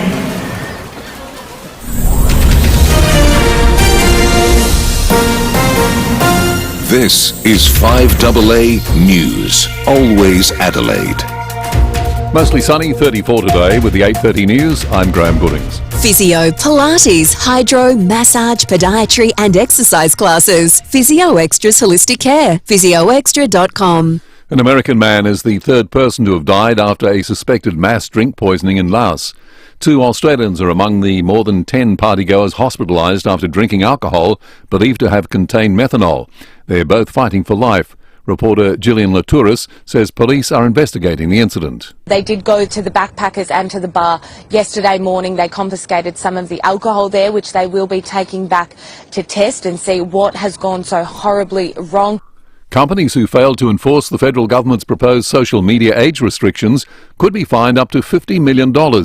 Children under 16 would be banned from apps like Instagram and TikTok under a bill to be introduced into Parliament today. The coalition supports the principle of the legislation, but is likely to put forward some amendments. The federal government's being urged to boost spending on outer metropolitan areas in the lead-up to the next election. New research shows a stark divide between Australia's outer suburbs and inner cities when it comes to investment in healthcare, education and sporting facilities. National Growth Areas Alliance Chief Executive Bronwyn Clark says the urban fringes could have a major impact on next year's election. Since the last election, demographics and the populations in outer suburban areas have changed. So many new people have moved into these areas that their voting preferences are untested, and there's real potential in 14 marginal seats for significant change. Meantime, a report from the Regional Australia Institute has found 2 in 5 city residents are considering a move to the country. But as more and more people go bush, data shows housing, education and health services are going backwards. The Institute's Chief Executive, Liz Ritchie, says governments need to act. We are really seeing a sense of what we describe as growing pains because we haven't planned effectively for this growth. The RAA's analysis of 2024 crash data in SA shows the state remains off track to meet its road safety targets. At an alarmingly high number of fatalities are older road users. 80 people have lost their lives so far this year, with 734 seriously injured. Of the 80 people killed, 37 or 46% were aged 60 or older. Take care if you're heading to the beach over the next few days as the mercury heads into the 30s. There were multiple shark sightings along our southern coastline yesterday. A great white was spotted at Aldinga and several bronze whalers off Christie's. In both cases, the sharks were only 100 metres or so offshore. A major award for a local visual effects company bringing Hollywood blockbusters to life. Mel Usher has the details. South Australia's Rising Sun Pictures has been named the 2024 Australian Exporter of the Year. The Adelaide-based company was established in 1995, working its magic behind the scenes for almost 3 decades. Its silver screen credits this year include The Fall Guy, Deadpool and Wolverine, and Harold and the Purple Crayon. Other recent credits include The Marvels, Indiana Jones and the Dial of Destiny, and Elvis. Rising Sun Pictures has more than 340 artists and supervisors across its 2 Australian studios. Now looking at 5AA Sport. Colours, custom design, any house, any style. Gliderol Garage Doors. Gliderol.com.au. And Tom Wren, big news from the draft. Yeah, and great news for the Crows. They've taken Sid Draper, who's described the feeling as special after being recruited by the club in last night's first round. He was selected with pick 4, and the midfield gun couldn't be happier to be heading to West Lakes. It's so special. You know, we've been barracking for the Crows for as long as I can remember, so to be called out by them is such a special moment for me and the family. Audio there thanks to Fox. Port Adelaide, meantime, decided to take small forward Joe Berry with its first selection in last night's draft. The Vic Country product idolised Robbie Gray growing up and says it's a thrill to now land at the club he played for. I really like Robbie Gray's game and yeah, it's awesome to get there, so yeah, looking forward to it. Audio again, thanks to Fox. Let's go to golf, and Minwoo Lee is continuing his hot start in the opening round of the Australian PGA Championship in Queensland. The defending champion holds the outright lead at 4 under through 7 holes, while playing partner Jason Day is 2 under. Cameron Smith, though, struggling 4 shots back at even par. The reborn Wallabies are refusing to get carried away despite an unbeaten start to their UK Spring Tour. Australia scored a staggering 94 points in wins over England and then Wales. Ahead of Monday morning's clash with Scotland, scrum half Nick White says coach Joe Schmidt is keeping them grounded. Joe's very good at reminding us we've still got a long way to go, and will remind us again today in review. There's some good things we did, but there's still a long way to go to be at the pointy end, and this is just the beginning of our journey. And Italy has won tennis's Billie Jean King Cup, beating Slovakia 2-0. And that's the 5AA Sport. Thanks, Tom. Now checking 5AA traffic. At Enfield, got a 3-car smash on Regency Road near Markham Avenue. Croydon, breakdown on the north-south motorway near Torrens Road, delays outbound. In these Parklands, Adelaide 500 has been packed down for another year. All roads are back open for business, so that's a good run for you if you're coming in that way this morning. And got cameras Burton Road, Paralowie and Kester's Road at Para Hills West. Truckloads of new stock have just arrived at the Harvey Norman clearance stores, Marin and Jeps Cross. Run-out furniture, bedding, outdoor and more, priced to clear. Adelaide's most accurate traffic on 5AA. And now the 5AA forecast. Stay cool. Service your aircon at Automasters. And keep cool with Cool Now, Pay Later options. Mostly sunny, 34 today. Tomorrow partly cloudy, 36. Saturday showers, 31. Sunday showers back down to 26 degrees. Currently it's 24. More news as it happens on 5AA. Take 1, Ray. Too fast, Ray. You did say to read it faster than a NAB home loan approval. Touche, Ray. Search NAB Home Loans. NAB, more than money. T's and C's, fees, charges, eligibility and lending criteria apply. See our website for details. Adelaide's local, trusted and truly connected talkback radio station. 5AA. Always Adelaide. Are you ready?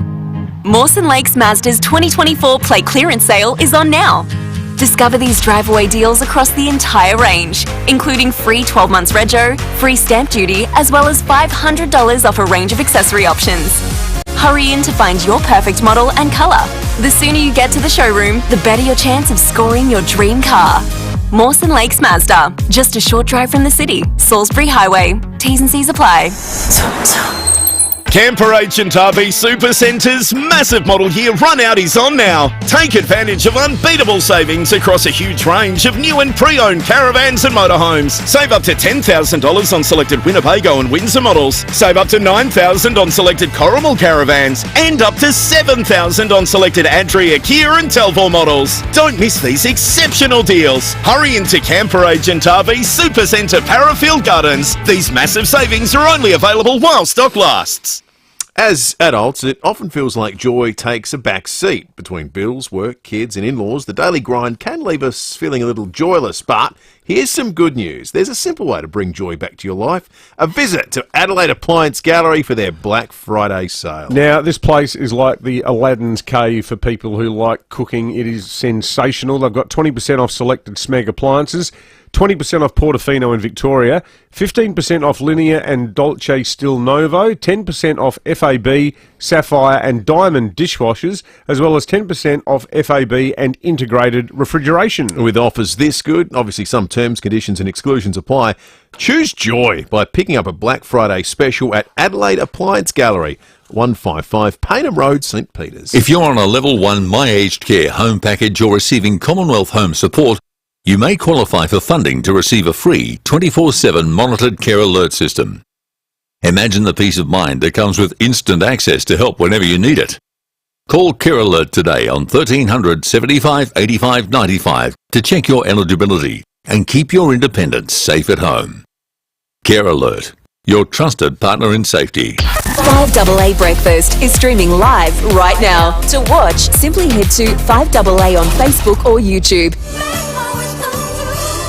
Drive away in the Tucson Hybrid by Hyundai from just $46,990 drive away. T's and C's apply. David Penberthy and Will Goodings, 5AA Breakfast.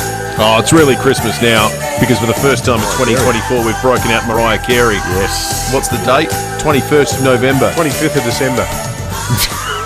Oh, you mean today's Yeah. day? I thought you were asking when's Christmas. No, I it's on the 25th this year. I vaguely recall when Christmas is, but it's Christmas officially now with Mariah on 5AA Breakfast. Now, it might be Christmas for Sonia from Alberton too. She heard the boarding call a short time ago and is now on the short list to win the Silver Sea Luxury Cruising and Phil Hoffman Travel Cruise to Singapore, valued at $18,000, creating moments you'll never forget. Visit pht.com.au.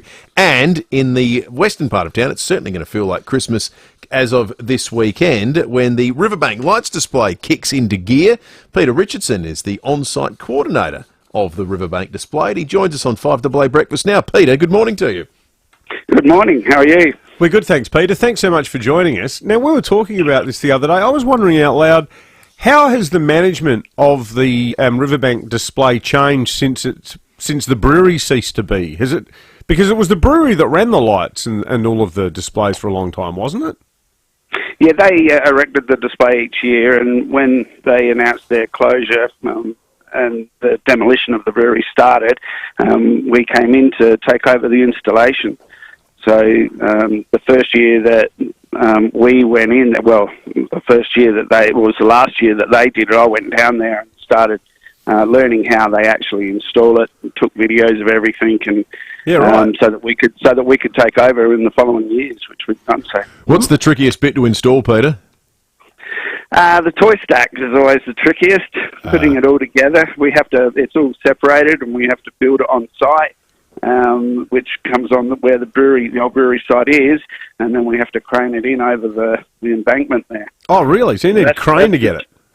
Yeah, it's quite a large crane that pulls it in. It pulls all the reindeer and Santa Claus in as well. Wow. Some of the smaller items, so it's very tricky to get in, especially putting the ballerina on top of the toy stack, because we can't crane the toy stack in with the ballerina on, so we have to do it after, and then we have a guy come in on a bucket and drop down and try and line her up and put her in. Yeah, the workers would have to keep their wits about themselves walking around in that space too, because there's a few bits where it's reasonably steep. You wouldn't want to keel over backwards and end up in the river. Yeah, no, very difficult walking up and down the embankment, and the stairs are very steep. But we all go through an induction process when we get on site with the crane drivers, and they, we make sure we keep clear of them and just make sure we've got all our surroundings in line when we're walking around and doing what we do. Quite the workout for your hammies. Absolutely, it is. So, Peter, Moby Dick's back this year. Have you had to flood-proof things for him?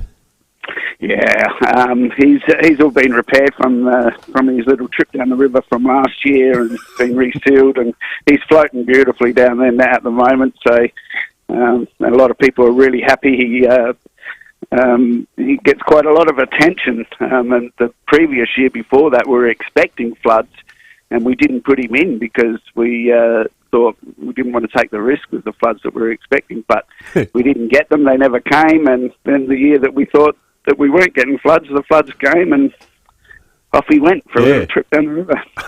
What do you do with all the displays for the rest of the year, Peter? Where do they? Is there a big warehouse where they're all stored? Yeah, we've got a storage facility down at North Plympton, and when we unpack him and dismantle everything, we load it back on the truck. Oh, okay, yeah, right. Is that near the old where Griffin Press was, sort of around that part of town? No, it's a little bit further down. So we've got a block of land which council have owned for years, but we've built a big shed in there, and we store him in down there just off Ringy Avenue. Oh, yeah, right, cool. Yeah. So it all kicks off Sunday night? Sunday night, yes. We flick the switch, and fingers crossed everything goes smoothly. And it's become quite a thing, food trucks and all of that these days. It's good. Yeah, there's a lot of when the little carny guys get up there with their little games and early birds and stuff like that. Yeah. Do you know, Peter, where the items were originally made, where they came from? Did someone at the brewery make them? No, a guy called Matt Johnson from Art Studios. He made a lot of the toy stack. He built the toy stack, the snowman. He did the 3D section of the reindeer and Santa Claus. We're really fortunate to have him back this year to help us maintain some of them, do some repairs to those items and paint them all up. Is he an Adelaide guy? Yeah, he's an Adelaide guy, yeah. He's lot of his work. You see a lot of his work through the city. I think it's called Blackberries. There's a little shop and it has all the 3D stuff on the front. He's done all that type of stuff. He's quite remarkable in what he can achieve, and he's really helped us out. Him and his wife Michelle gave us a call out when we first took over, and they've really done some amazing stuff for us. So there's a lot of maintenance that has to happen to that display to keep it vibrant. And I think this year it will look so much more vibrant because he's done a lot of work to all the items on the Ferris wheel.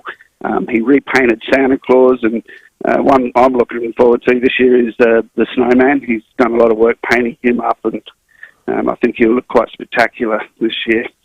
Well, that's excellent, Peter. Well, there's a much-loved part of Christmas in Adelaide, as the feedback we got the other day attested. Peter Richardson, thanks for joining us, mate, the on-site coordinator of the Riverbank display. Bit of history about a much-loved part of Adelaide. You've got to get Rosie along, mate. She'll love it. Yeah, well, absolutely. She liked the a rite pageant, of passage. didn't She did like the pageant. Yeah. She surprised me on pageant day. I thought she'd have about 15 minutes of interest in it, but she sat there the entire time. Missed it this year.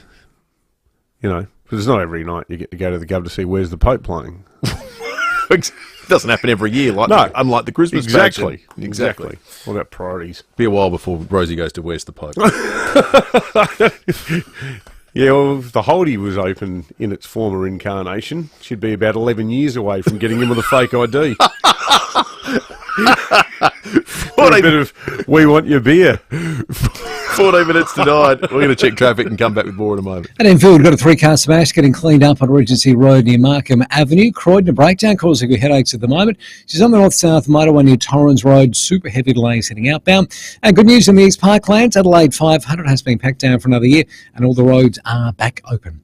Got an early morning camera. Elizabeth Wade. Elizabeth. Green Cross Vet Centre is now open at 102 McGill Road, Norwood, offering 24/7 emergency and GP vet care. Visit emergencyvet.com.au. Adelaide's most accurate traffic on 5AA. So here we are, in our world, the world we've built together this year. Every tackle, every goal, every moment leads to this. The 2024 NAB AFLW Finals. We've done the work, and so have you. Feel the final moment before the bounce, when everything is on the line. So what are you waiting for? Visit women's.afl to get your tickets now. Finals. See you at the W. Hi, Daniel Talia here, General Manager of Home. That's HAUME. If you're thinking about selling your home and it's in our price range, we'll buy it. Forget spending thousands getting your home ready for sale. We'll offer you market value right now. And the settlement can be up to 12 months if you like, which gives you loads of flexibility. That's how easy it is. To get in touch with us today, visit home.com.au and remember HAUME.com.au. At Home, we buy homes. I'm home! The Excelsior Hotel has always felt like home, and right now you can tuck into a schnitty and a pint for just $22 in the front bar. Not bad, hey? That's a schnitty and a pint for just $22, only in the front bar. Make sure you check out their $20 jugs of the month too, plus live acoustic music every Saturday and Sunday from 5 till 8 p.m. The Excelsior Hotel feels like home, but better. You just know it's a Barreau Hotel.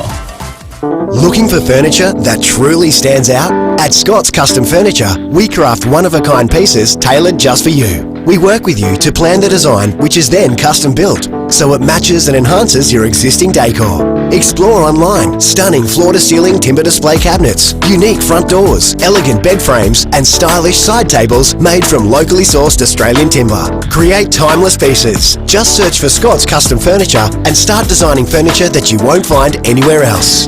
Nothing beats driving away in your brand new Mitsubishi, but choosing your brand new Mitsubishi comes pretty close thanks to the team at Agostino Mitsubishi. They've provided excellent service for over 35 years, so you know you're in good hands. Plus, with a 10-year warranty and 10-year cap price servicing on the entire Mitsi range, you know you're getting the best deal. Hurry into Agostino Mitsubishi Nailsworth or the new state-of-the-art Agostino Mitsubishi Mawson Lakes. Exclusions and conditions including Mitsubishi servicing apply.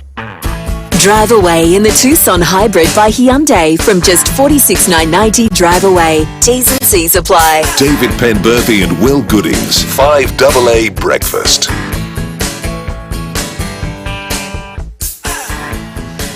11 minutes to 9. We'll get the Fuel Watch situation for you in just a moment. Better to be a member with RAA Rewards. Download the RAA app and start saving today. The cheapest spot's been able to see it. The OTR Bridge Road, Para Hills, $1.57.9. The OTR South Road, Carlton Park, $1.55.9. The ex-convenience, Grand Junction Road, Port Adelaide, is the cheapest at $1.57.5. The cheapest diesel, the Liberty Marion Road in Marion, at $1.63.9. Speaking of things being dug out of the ground, tomorrow is National Mining Day, and Warren Pearce, who's the CEO of the Association of Mining and Exploration Companies, joins us on 5AA Breakfast. Warren, good morning to you. Good morning. Thanks for having me. I'm not sure how we should observe National Mining Day, Warren. I suppose just bring our shovels in tomorrow and dig something up. But is part of the sort of strategy behind this to try to make people check their prejudices a bit about mining and the role that it plays in Australia? Because, you had that period during the Ruddy era where you were clobbered by the sudden and hitherto undisclosed emergence of a mining tax. The idea that mining is associated with nothing other than environmental degradation. Is it a bit of a sort of, let's take pride in the mining sector sort of an idea? Yeah, that's exactly what it's about. And that's sort of why Gina Reinhardt set this up back in 2013. It was about taking some stock about what the mining industry contributes to Australia, but also helping our employees, the 300,000 people we employ around the country, to feel proud about the industry and the contribution that we make. And it's also a little about sort of trying to ask the community to think about where would we be without mining. And really just take a little bit of stock of the fact that it's a really high-value industry that does a lot to contribute to the success and prosperity that we have. Warren, is the South Australian government mining friendly at the moment? Pretty well, pretty good, in truth. They've done a reasonable amount of trying to really move projects forward. I think you've got to realise South Australia is a really important mining jurisdiction for Australia. 40% of our copper comes from South Australia. It's a critical mineral for the energy transition, and you're the only state exploring and mining for uranium, and exploring it safely is done for the last 30 years. So it's really important South Australia keeps doing what it's doing, but we've also got to find new projects here in South Australia. We've got a big effort underway in exploration to try and make those new discoveries. Now we've got to find a way of turning them into approved projects and actual operations where the real benefits are generated. What's the sort of new stuff we're finding in South Australia? Is it more of deposits of things we've already had, like copper and uranium and other things you've mentioned, or are we talking, rare earth minerals and some of the more newer exotic stuff? No, there's both. So you've got quite a traditional element of copper and uranium that are being looked at, and more discoveries being made. But you've also got a big rare earth discovery out in the EP, a recent titanium discovery. Titanium is really critical for really specialised uses like aerospace, even spaceships. So a number of these sort of things being happening that have been really really good news, but they don't get a lot of media or public attention, and so they tend to go under the radar. And so consequently, people just think of it as copper and uranium. There's much more to South Australia than that. In terms of uranium, Warren, obviously it's a huge political issue now with the federal opposition formally advocating that we go down the path of creating a nuclear energy industry here for domestic power in Australia. Is South Australia sort of sitting on heaps more uranium than we currently access? Oh, absolutely. South Australia's got 40% of the world's known uranium resources. It's a big deal there, the resource that South Australia holds. Wow, 40%? 40%. And what's incredible about it is, when you think about it, so uranium's got essentially going into energy provision. Now, whether Australia chooses to go down a nuclear pathway or not as a way of decarbonising our own emissions, a large portion of the rest of the world is going down that path. And they need uranium, they need a safe and reliable supplier. So we've got a role here to keep providing that uranium, and indeed provide more of it, into that growing market to help the world decarbonise. It's a big component of the energy transition is going to be finding the minerals we need actually to produce the products that actually deliver the decarbonisation outcomes. But is there a limit at the moment on taking it from any other site other than Olympic Dam? Is there still, because Labor had that weird 3 mines policy silliness for a while, which was like, there's a limit in lots of other states. There's bans in Western Australia, New South Wales and Queensland that stop anyone doing those things. But what really slowed it down is the price.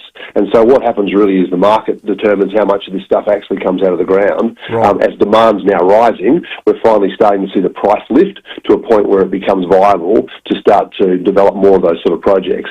And so the next 5 to 10 years, I think you'll start to see more of those projects, and you'll see production lift in South Australia as well. Is a high tariff environment as such as the one envisaged by Donald Trump, he spoke about it a lot in the lead up to the US presidential election, a threat to the resources sector? Look, could be. So it depends what happens. I mean, in truth, it's unlikely the United States is going to put tariffs on Australian products going into the US. It's unlikely China's going to put tariffs on Australia going into their country. At least we've seen they've done that before. They've now pulled those all back. That's good. But really what the tariff issue is going to be is what happens if there's a trade war between the United States and China and how it affects their two economies. Their two economies are the engine room of the global economy. If those economies start to falter or start to suffer as a consequence of that trade war, we'll absolutely be affected. They are two biggest trade partners and two biggest investment partners. Interesting stuff. Yeah, good chat, Warren. Warren Pearce, the CEO of the Association of Mining and Exploration Companies. Thanks for joining us, mate. We enjoyed it. Thank you. Pleasure. World National Mining Day is tomorrow. Isn't it remarkable? 40%. That's crazy. This thing that... Well, this is the document that Chris Bowen refused to sign. That's what I was going to say.